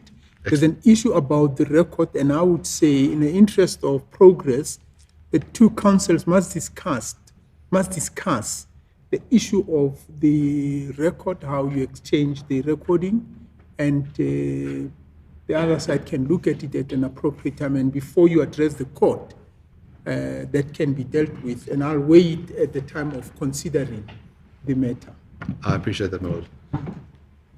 Then, Professor Gunner, I'm going to read it to you again. My learned friend has a very impressive habit of breaking our discussions. Removes the momentum of our discussions. I'm going to put it to you again. In cross-examination, Malema was asked why he was convinced that it was inappropriate to sing "Kill the Boer, Kill the Farmer," but acceptable to sing "Dibulu Ubunu." His response was, when we were discouraged to sing "Kill the Boer, Kill the Farmer," the explanation was that the farmer is directed at a particular group of people. And what is worse is that farmers are not only whites. You are going to even kill people who are part of your struggle if you want to kill farmers. So you're actually pushing away the potential supporters of your struggle when you say kill the farmer. I'll put it to you that Mr. Malema's testimony on this is quite clear. That when you sing that song, there is a danger that people that are not white will be killed. And that song is going to have a real effect in the world. I still think that the song has a role in justice, and it is a role in bringing about, it's a role as bringing about a just society through rethinking land, and that it has a long history of doing that in the history of our country. And I think that that's how I see it. And that the song does not have any injunction to kill as an action. It is a song that is directed at looking again at the land issue. And if you look at the end of my article, you will see that I say that Malema was using the stick of the song to beat his own government, who were not moving on the land issue. And when people sing the song, that is what they are singing about. They want land redistribution. That's what they are singing it about. You know, it is not an injunction. Professor Gunner, what's amazing to me, I've come here as an expert. My learned friend spent an enormous amount of time going through your publications, the number of things that you've written, the number of seminars that you're involved in. That you would take such a strongly distorted ideological position in this case to the detriment of your career strikes me as bizarre. I've asked you a very simple question. Mr. Malema himself, in this testimony, says the risk in singing "Kill the Farmer, Kill the Boer" is that it will lead to the killing of black people, people who are not white. And you've again moved to a rhetorical line. No, the song is about land reform. Engage the question. Yes, Mr. Cosby. My Lord, again, let's be fair to the witness. The answer given by Mr. Malema was, when we were discouraged to sing "Kill the Boer, Kill the Farmer," the explanation was that, in other words, he's relaying someone else's explanation. It's not his personal view. He's saying, when we were discouraged from singing a song, this is the reason we're given. So it's not his words. My Lord, my learned friend is now testifying as to what the meaning of this passage is. The witness is the one who's being asked to explain it. My learned friend is now feeding information to the witness so she can give a response. That's entirely inappropriate. Well, you misrepresented what the text says. That's the difficulty. I've read the text. to her. Sorry, can we have order, please? Mr. Kasiboto, you're saying that this is a misrepresentation, but I thought this is a quotation in terms of the way it's put in the book. Let me explain what I'm saying, my lord. Yes. My learned friend read the text, and when conveying the text to the witness, he says this was Mr. Malema's response as to why they don't sing "Kill the Boer." Response in that case, not in this case. No, my lord. His response was relaying what he was told. So his response is not his version, it's a version of a third party. So this is the wording, my lord. The explanation, let me start at the start. When we were discouraged to sing "Kill the Boer, kill the farmer," the explanation was that the farmer is directed to a particular group. In other words, this is not his version. It's the version that he was given. So it's a distortion to say Mr. Malema's position is this. Mr. Malema is merely saying this is what I was told. Mr. Oppenheimer, any possibility that you can put this in the form of Mr. Malema's response to, and in his response he stated what he was told the explanation was? The quote from the book is clear. It says, in cross-examination, Malema was asked why he was convinced that it was inappropriate to sing "Kill the Boer, kill the farmer," but acceptable to sing "Dibulubulu." Now what he's doing is he's saying, this is why I am convinced not to sing "Kill the Boer, kill the farmer," but it is okay to sing "Dibulubulu." And part of that is that he's given an explanation for what he was told, but it is his personal justification for why he would not do it. And then he says, when we were discouraged to sing "Kill the Boer, kill the farmer," the explanation was that the farmer is directed at a particular group of people, and what is worse is that farmers are not only whites. You are going to even kill people who are part of your struggle if you want to kill farmers, so you're actually pushing away the potential supporters of your struggle when you say "kill the farmer." It's quite evident from that he's relaying his view and where the view comes from. We were instructed that this is why you don't do it. Because when we sing the song, what might happen is that some people who are not white will be killed along the way. Mr. Oppenheimer, I think where the problem comes in, you saying it's his view. But that's not his view about stopping to sing the song. He says, I stopped because I was told to stop.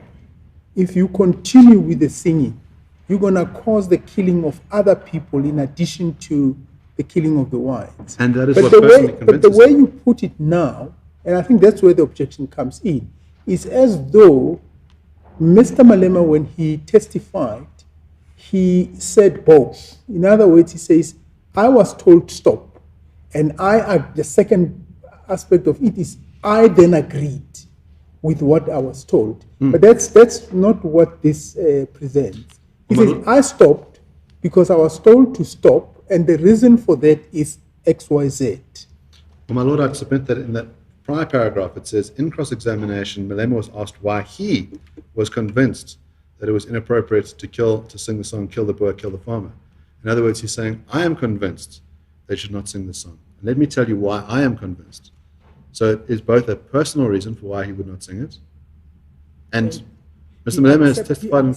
He accepted the reason. Accepts the reason. I think it would be best if you were to put it that way, because the end result will be the same. Yes. So, Yes. Sorry, my lord. Yes. That is the author's interpretation. Those aren't Mr. Malema's words. Nowhere does it say I accept. This whole idea in cross-examination, Malema was asked why he. That's the author's interpretation, not his words. We're going back now into the issue of the recording. Yeah. And I've already made a ruling that in as far as the recorder is concerned, that's an issue between you and Mr. Oppenheimer. Yes. And that can be dealt with at the end of this hearing. You can argue to me and say, in weighing how you accept this evidence, take into consideration this is what is being said. If the recorder on the book is incorrect, because Yes. that's where I see we may need to look at the record as to whether this is a true reflection of the record of the previous case. Well, I'm happy for the question to go ahead, provided there's an understanding that there's a dispute as to whether he accepts this or not. So it can't be taken as fact. That's all I'm suggesting. Well, that's the point I made, that we will deal with it when we come to the end of the case. Yes, Mr. Oppenheimer. Yes. Well, then, Prof. Khanna, after all of that, I think, Mr. Oppenheimer, the one point that I wanted to emphasize was it would not be proper to put it to the witness as though bluntly Mr. Malema says, that's my view. I think that's where the problem comes in. For me, the question should come that he was told, he accepted that, and yes, the first sentence says, yes, he accepted to sing the Idubula Ibunu song. So I think if it's put that way, but to say that's his view, I think it's stretching it too far. yes, there's a simple way to put it then. I think everybody agrees that it was put to Mr. Malema that you ought not to sing, kill the farmer, kill the Boer, because not all farmers are white. And when you sing this song, there's a risk that non-white people will be killed. So someone takes that view, that there's a danger that this song will lead to real-world consequences, will lead to the deaths of people, and in particular that they're not white, so then it's very regrettable that they die. If it was white people, it would be different. But it's very regrettable that non-whites would die, and that's why you ought not to sing it. So I put to you that that position, that songs can cause real action in the world. What's your reaction to that? I still maintain that the dominant presence of a song is a song, and that a song is not a direct call to action, and it has not been in the case of Dublibun, or Kill the Farmer, Kill the Boer. Even when whatever language it is in, it falls in the space of political song. And in the history of South Africa, political song, as I have said many times, has a long and just record Can I ask you this question? of bringing about change. Are there any restrictions you would place on political songs? I'm not sure whether that's in the remit of my you're an expert in political songs. I'm not an expert in, and not an expert politician, no. And for a political song, you could try and sing anything. What would happen would be what would happen to it, where it would go, who would sing it, who would the audience be, how it would fly, whether it would be seen as complete rubbish or whether it would be seen as a just part of making your case. And if it was seen as a just part of making your case, then you would be able to sing it. What if some people saw it as a just part of making your case and other people saw it as an attack on their dignity and a way to marginalize them further? Well, that would obviously be debated in court, which is what we're doing right now. What I'm saying as an expert witness and thinking about song, again, in the history of South Africa, that song has had a very wide remit, and it's had to have it. And as we have said, Dubula has in fact a very long history in the South African canon of liberation song. And it has a very long history, Dubula using bazookas, machine guns, AKs, they're all there. And they're all injunctions or desires for something different. They do not mean every time you say the word Dubula that you are expecting to kill. That is not why they are sung. Not they are every sung time? in the interests of justice. Could they be sung sometimes to mean actually shoot?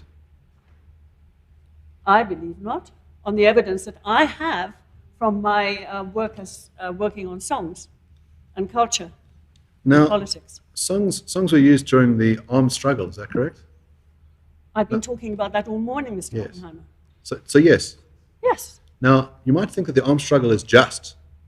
In other words, that it is just to take up arms, to kill people for a just cause. Right? One could hold that view. That's not the song, Mr. Oppenheimer. That's the ideal. That's the idea. And if you go back to South African history, there was a moment when the armed struggle was taken up. But that is a different question from the idea of song. Let's do this one question at a time. So again, you're running ahead of me. I'm asking you a particular question about justice and the armed struggle. And I'm saying one could hold the view that taking up arms in an armed struggle against an oppressive regime might be just. Could one take that view? Absolutely. Could, when one sings songs encouraging people to take up arms against that regime, is there any possibility that they may very well be influenced by the song to take up those arms? It's possible, and they may have been in the South African struggle. There were a range of songs that did that. But what I have been addressing is the case of the song that we have here and the articles that I have here and what they are doing.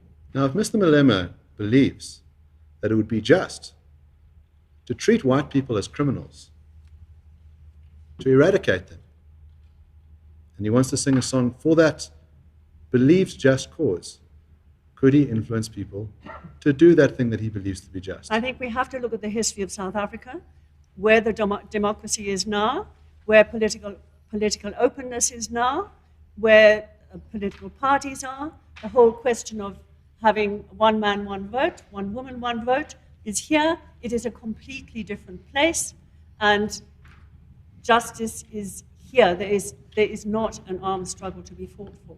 And in your So view, history has moved on, and the songs move on. To some extent, the songs take the past with them, but to another extent, the songs move in the present. The whole tenor of my article was that Mr. Malema took up that song because he wanted to make a point about land. now, if I understand you've said that to us many times, and what's interesting, of course, your early evidence is that words are multivalent, but apparently this song is only about land and could possibly only be understood in that manner.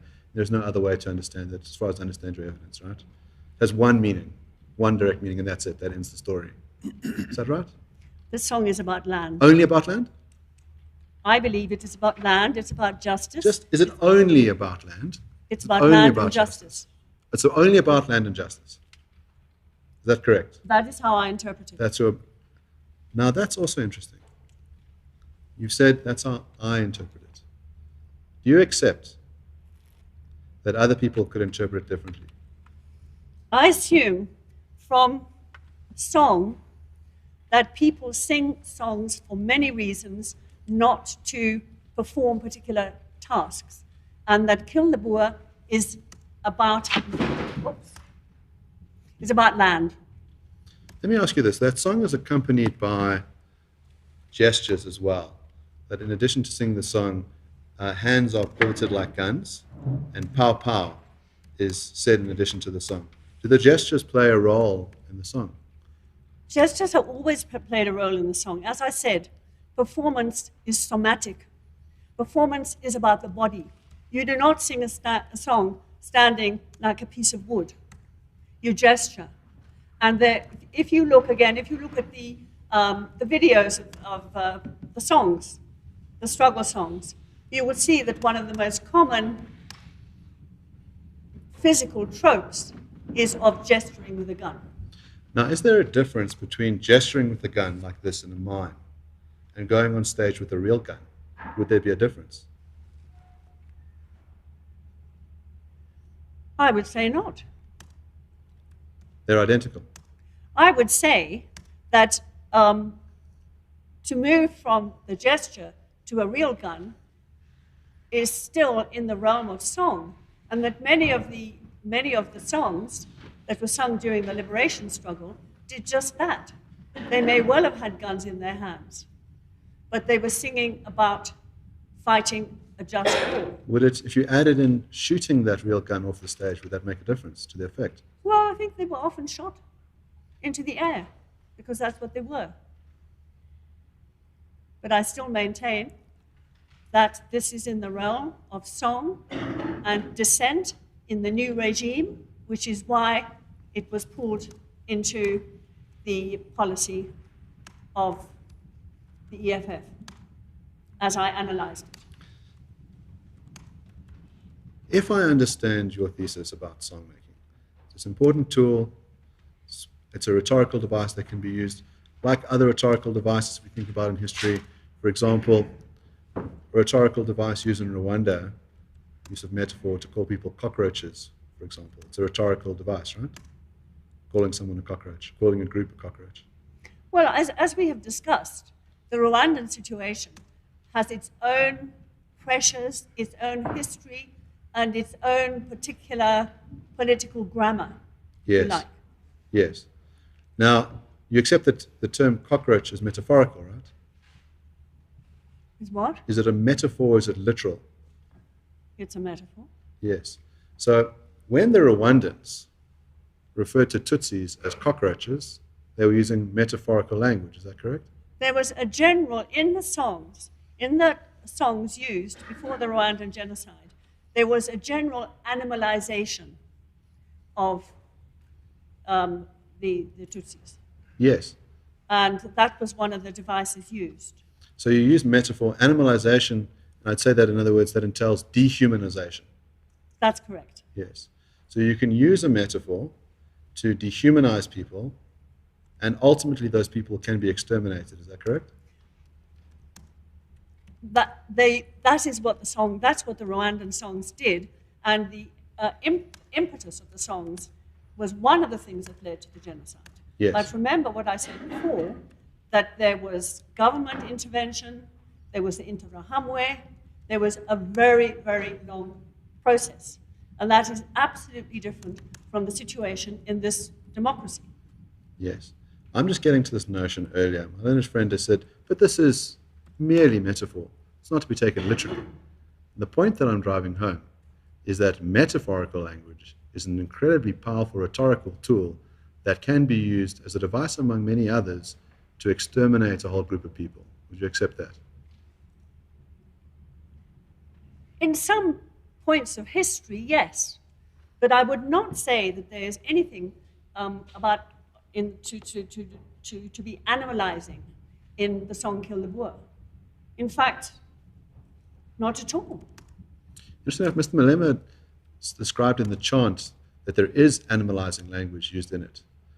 It's in vernacular, and it refers to the people that you are calling upon. It refers to them as the animals, and that they must act like animals to do the killing and the shooting. I have no evidence of where that is, and it wasn't in the analysis I was doing when I wrote my work. Yes. I mean, there are all sorts of things politicians may say. But I'm going on the evidence of what I collected when I wrote my articles. So that may be something that you missed when you wrote the article. Is it a song? It's in, when we asked Mr. Malema to, I played him extracts from his videos of him singing that song in stadiums full of tens of thousands of people. He went line by line, and he made a point of saying, this section refers to people as animals, that they must act like animals by being commanded to shoot. Mr. Oppenheimer, which part is it? I don't recall, and I'm just want to check because I know when he explained the song, he spoke about Inyamazan. Yes, that's the, No, my, but my when- correctly when- understanding. No, that's not the correct understanding. He says in the song there's a use of the word Inyamazan. And Inyamazan, it's an animal. Yes, And when we said Inyamazan, we were referring to a person whose name is Inyamazan. We call this Inyamazan, the person. Pick up the gun, Nyamazan. And that was not referring to Inyamazan as a real animal, but it was referring to this person. I mean, I just want to make sure that's my understanding and my recollection, and maybe Mr. Kasiboto could help here. yes, my lord, just so I understand it correctly, I understood that in other words as, is it that Inyamazan refers to one person or to a group of people? Now, Inyamazana, he said, Inyamazana is a name of an animal. It refers to an animal. And when they sing and say Inyamazana, they mean Inyamazana bring the gun. And whilst Inyamazana is an animal, but it's referring to a specific person who should bring the gun. So the gun is not brought, I think he even said the gun is not brought by the animal, but is brought by this person we call him Inyamazana. Yes. Remember, that's when you are saying, Siyaya, Inyamazana, Siyaya. And bring me the gun, Inyamazana. So the person is described as an animal, The person is described as a person. and they are the ones who must carry the gun. Is that Yes. correct? Yes. Yes. So that's what I'm putting to, in other words, that Mr. Malema is Okay. But testimony. is my lord, are you saying that Inyamazan is the name of the person? I'm not saying that, ma'am. I think you must answer Mr. Oppenheimer. Because in Yamazan it could be the name of a person, but it is also a buck. A buck. Yes, yes, yes.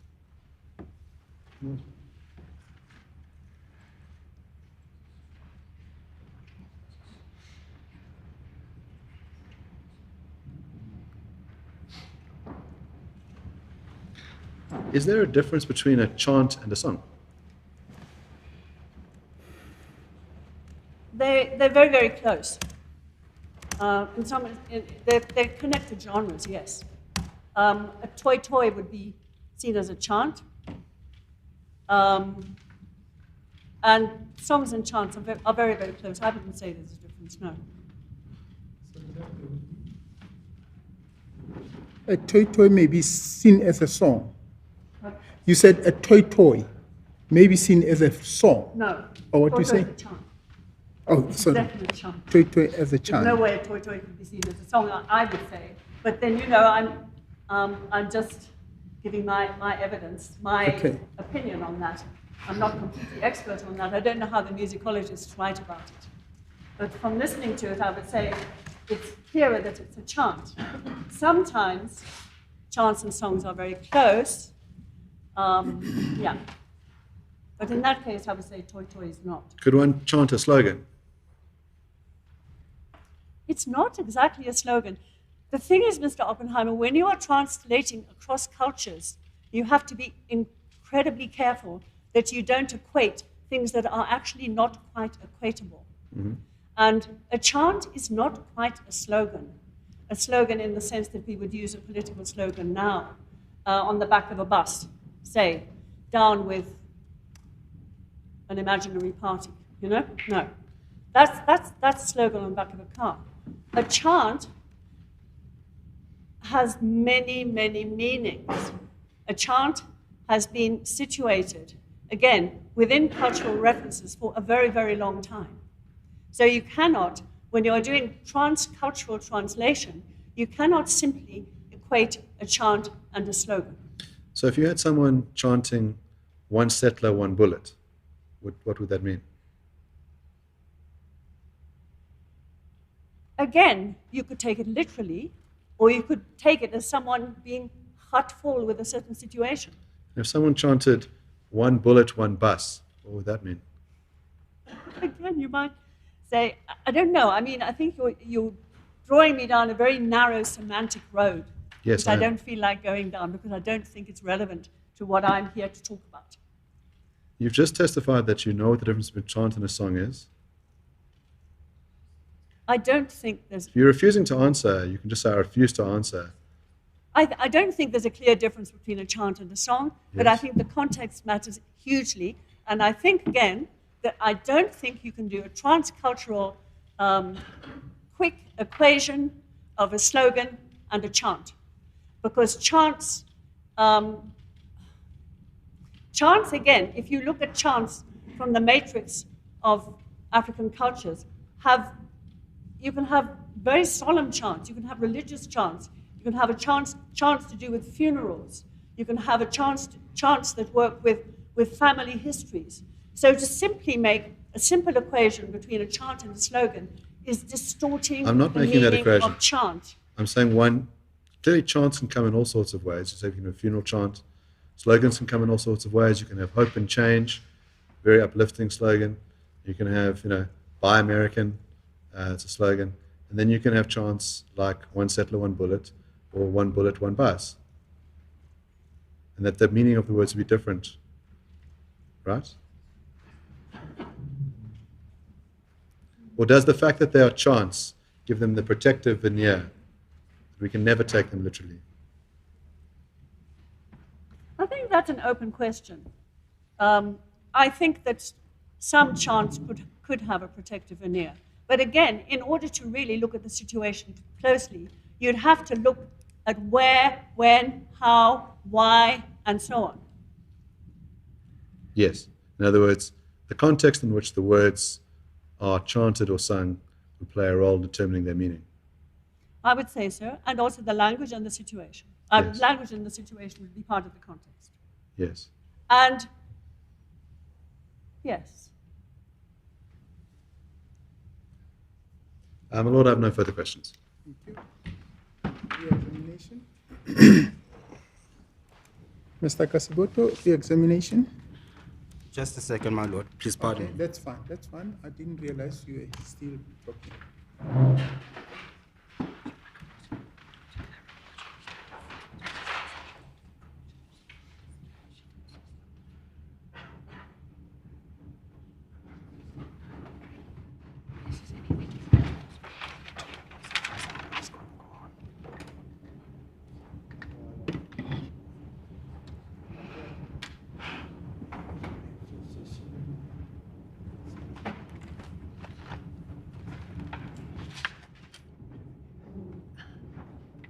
You want us to take a 5-minute break so that you can have your preparation in line? If you'd permit me, my lord. No, that's fine. Let's take a 5-minute adjournment. The court shall adjourn.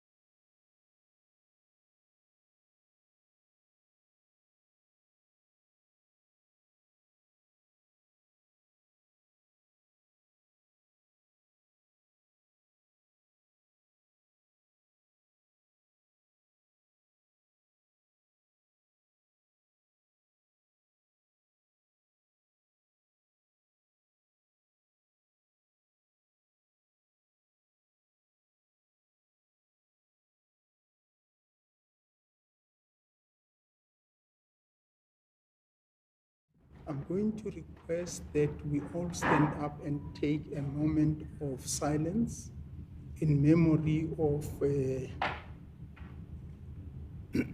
one of our brothers we have lost. We have lost Judge Munama. I think most of you know of him.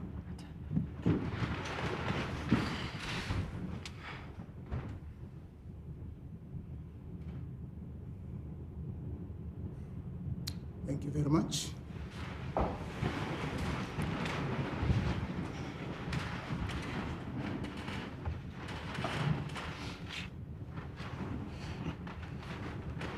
Okay. Good day again, Professor Ghana. Good day. Good day. I have no specific questions to ask you. Safe to say this. There's been a debate that perhaps was lost, and the idea that you're conveying in your article was lost through hypotheticals, examples, and cross-referencing to material outside of your area of expertise. Do you perhaps want to give a summation of what your assertions, or rather what your article is about and what your assertions are? I would like to give a very short summation, yes.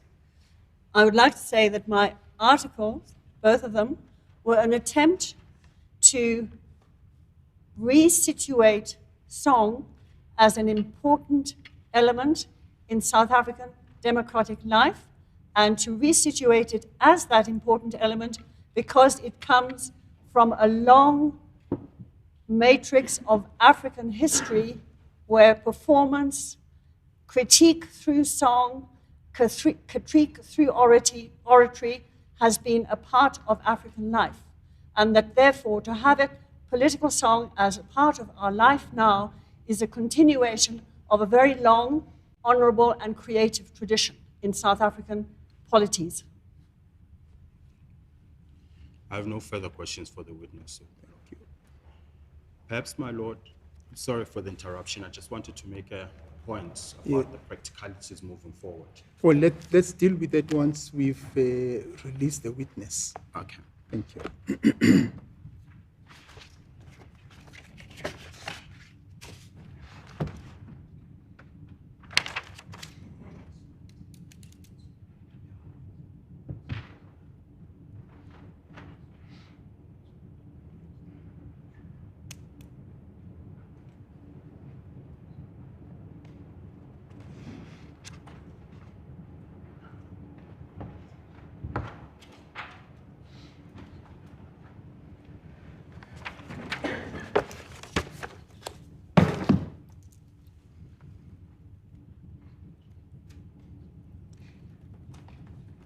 Prof, the issue of the chant, and I raised this yesterday with Mr. Malema.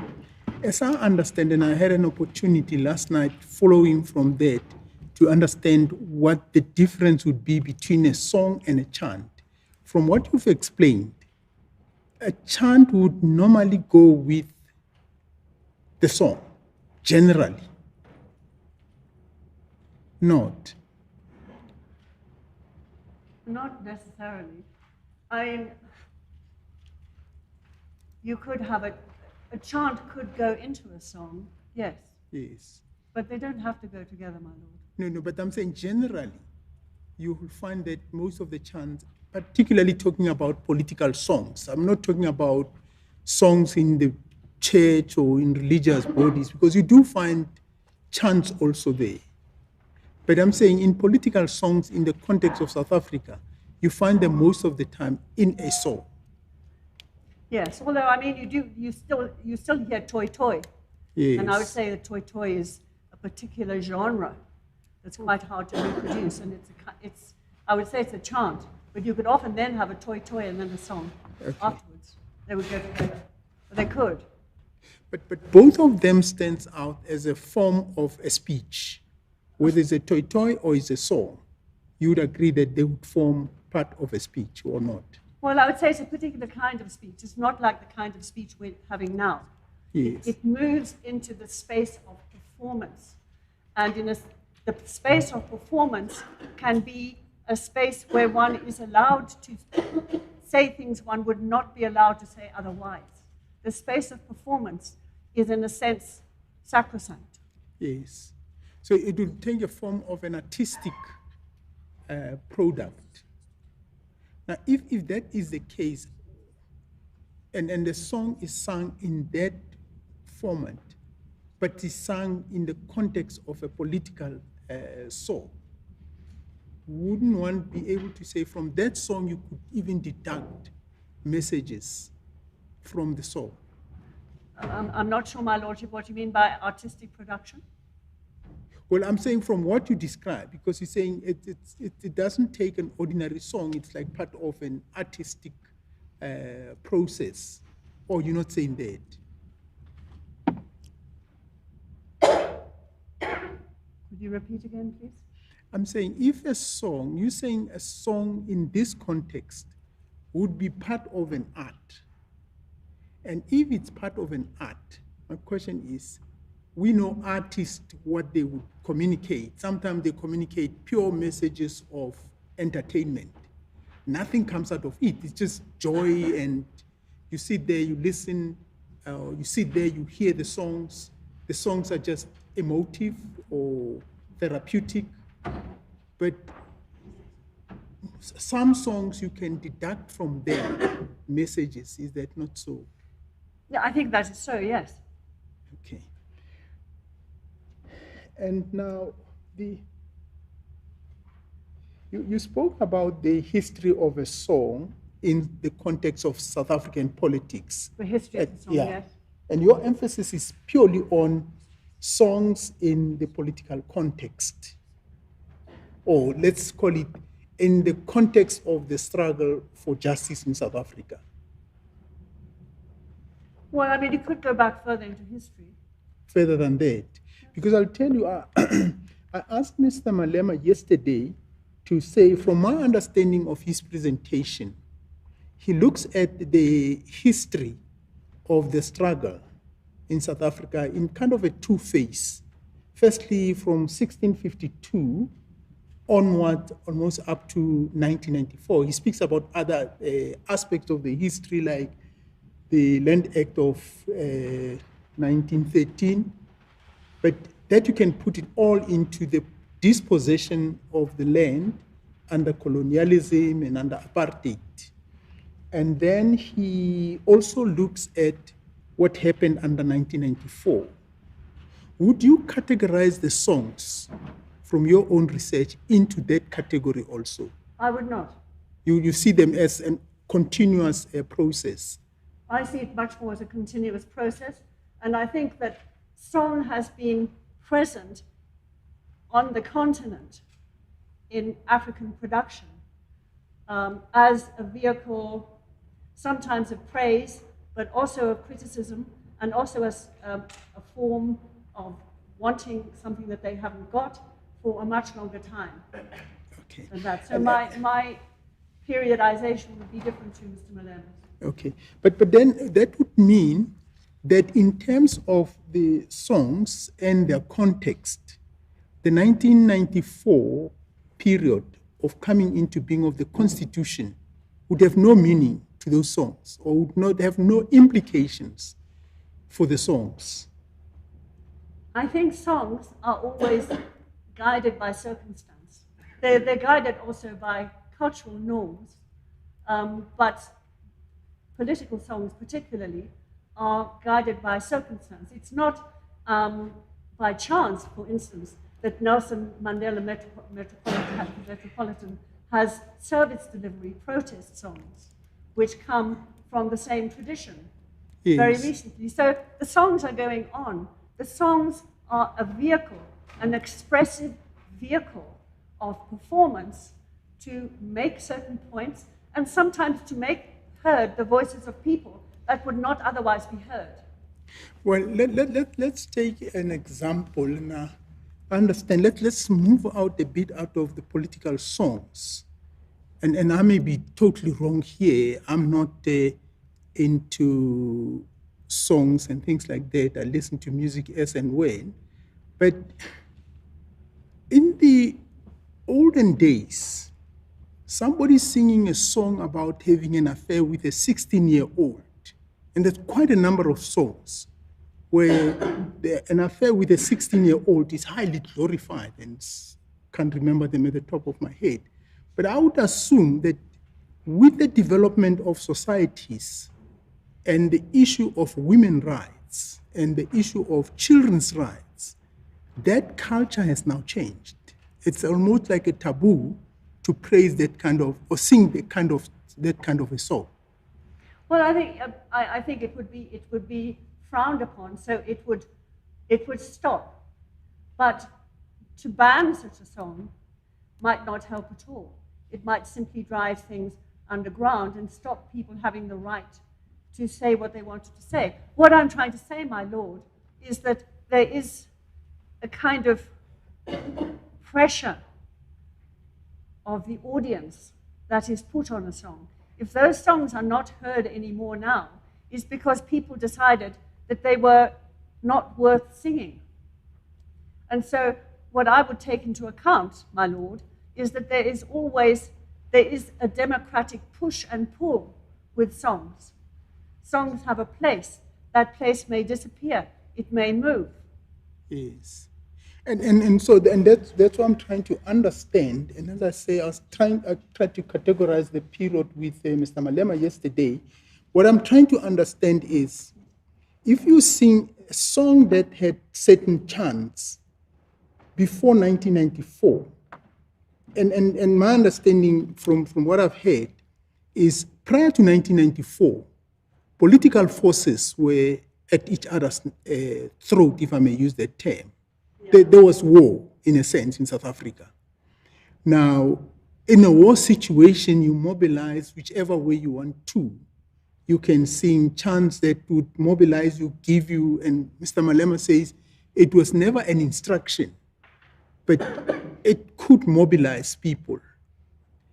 Now, before 1994, to sing a song that says, attack them and kill them, take back the land, those would be generally accepted in a particular grouping of a particular political force. There'll be another political force that would counter that and come up with whatever song they want to sing. I've heard evidence about this term. So you look at that, you say the two go parallel in the pre-constitutional history. Now, could those songs still be sung post or maybe let me put it this way, you've just said the society would reject the norms of singing songs that would encourage affairs with young girls. Now, would the constitutional norms also say songs that are sung that goes against the spirit of the Constitution may need to be discouraged or not? Songs are songs. I think it's quite an open question because, I mean, I didn't mention this because I haven't written about it myself, but I've read the work of others on current service delivery songs, protest songs. And I believe from the ones that are sung in the Nelson Metropolitan, that they draw on the struggle era. So I think it's very possible that what is happening now is that the songs are moving across and that they are being used and that the same idioms are still being employed. And that is how I would interpret the song under question. Thank you.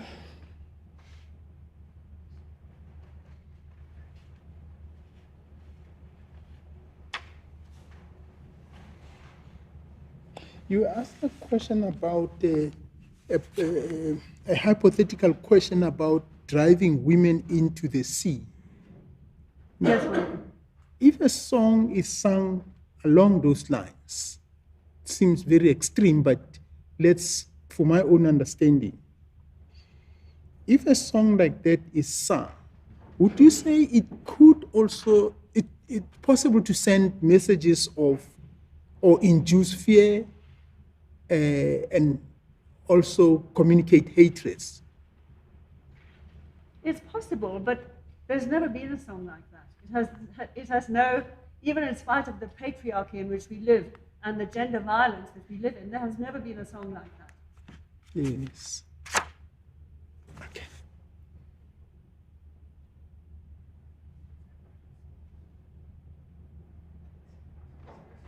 Okay. Thank you very much. Any question flowing from my questions? No, my Lord. Thank you. Just one, my Lord, if you don't mind. Professor Garner, while you're still on your feet,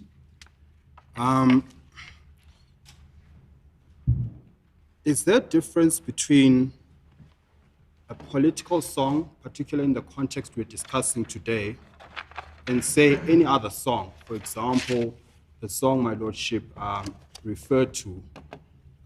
Is there a philosophical difference between the two? I think the difference is that the song under discussion has been a topic for a long time in public life, in the lives of community, and in political debate. And therefore, that is why it has a life today. Yes. Let me follow up that question with this. You look at the song in question, and you look at the song that my lordship has referred you to.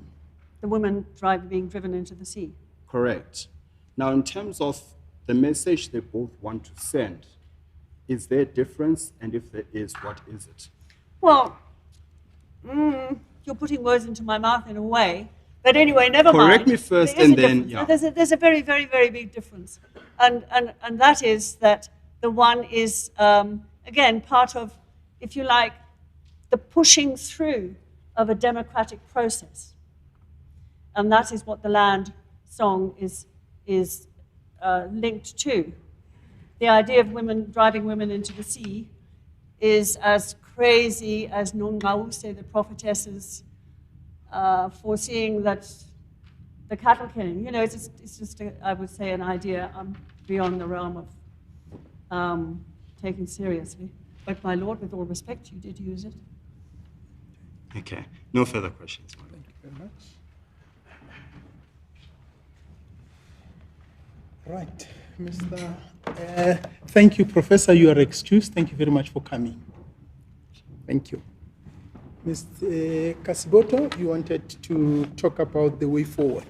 Yes, my lord. I have just conferred with my learned friend in terms of the way forward. He advises me that the transcripts have been churned out progressively. I just wanted to get guidance from your lordship as to whether he knows when we'll get them, so that we can discuss the issues of argument. Okay. Shouldn't we discuss that maybe in chambers? Because there may be some other details. We need to talk also about when the next time the hearing would sit. Yes, I thought on that front, my lord, is the best way to be in contact with your lordship's registrar instead of the general court registrar, that we could then arrange a date. I would think one day for a hearing on argument, and we would obviously need to prepare heads of argument based on the transcripts. It might be worth not agreeing a date today, so we can see how long it takes for the transcripts to come out. I imagine it'll be in excess of 1,000 pages. It may take some time to produce heads of argument, and maybe that once heads of argument are produced, that then a date is then established for the hearing on the argument. Okay.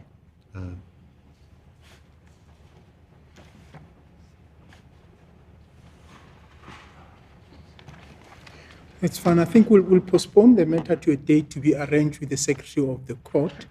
We can then be in contact with each other in terms of when the heads of arguments would be provided.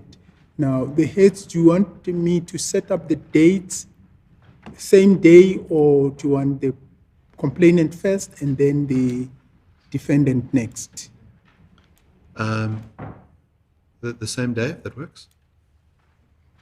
I'd rather in the ordinary course, my lord. They come first, we respond to them. Okay, that's fine. That also will once the transcript is out, the secretary will contact your attorneys, and then they can give a sense as to when the heads of arguments would be ready. We will then find a date when the next hearing would be. As the court pleases. Are you satisfied? Thank you very much. This matter is postponed to a date to be arranged with the Secretary of the Court. The heads of argument, the date thereof, will also be arranged by the Secretary of the Court. Thank you very much. Thanks everybody for your time. The court shall adjourn.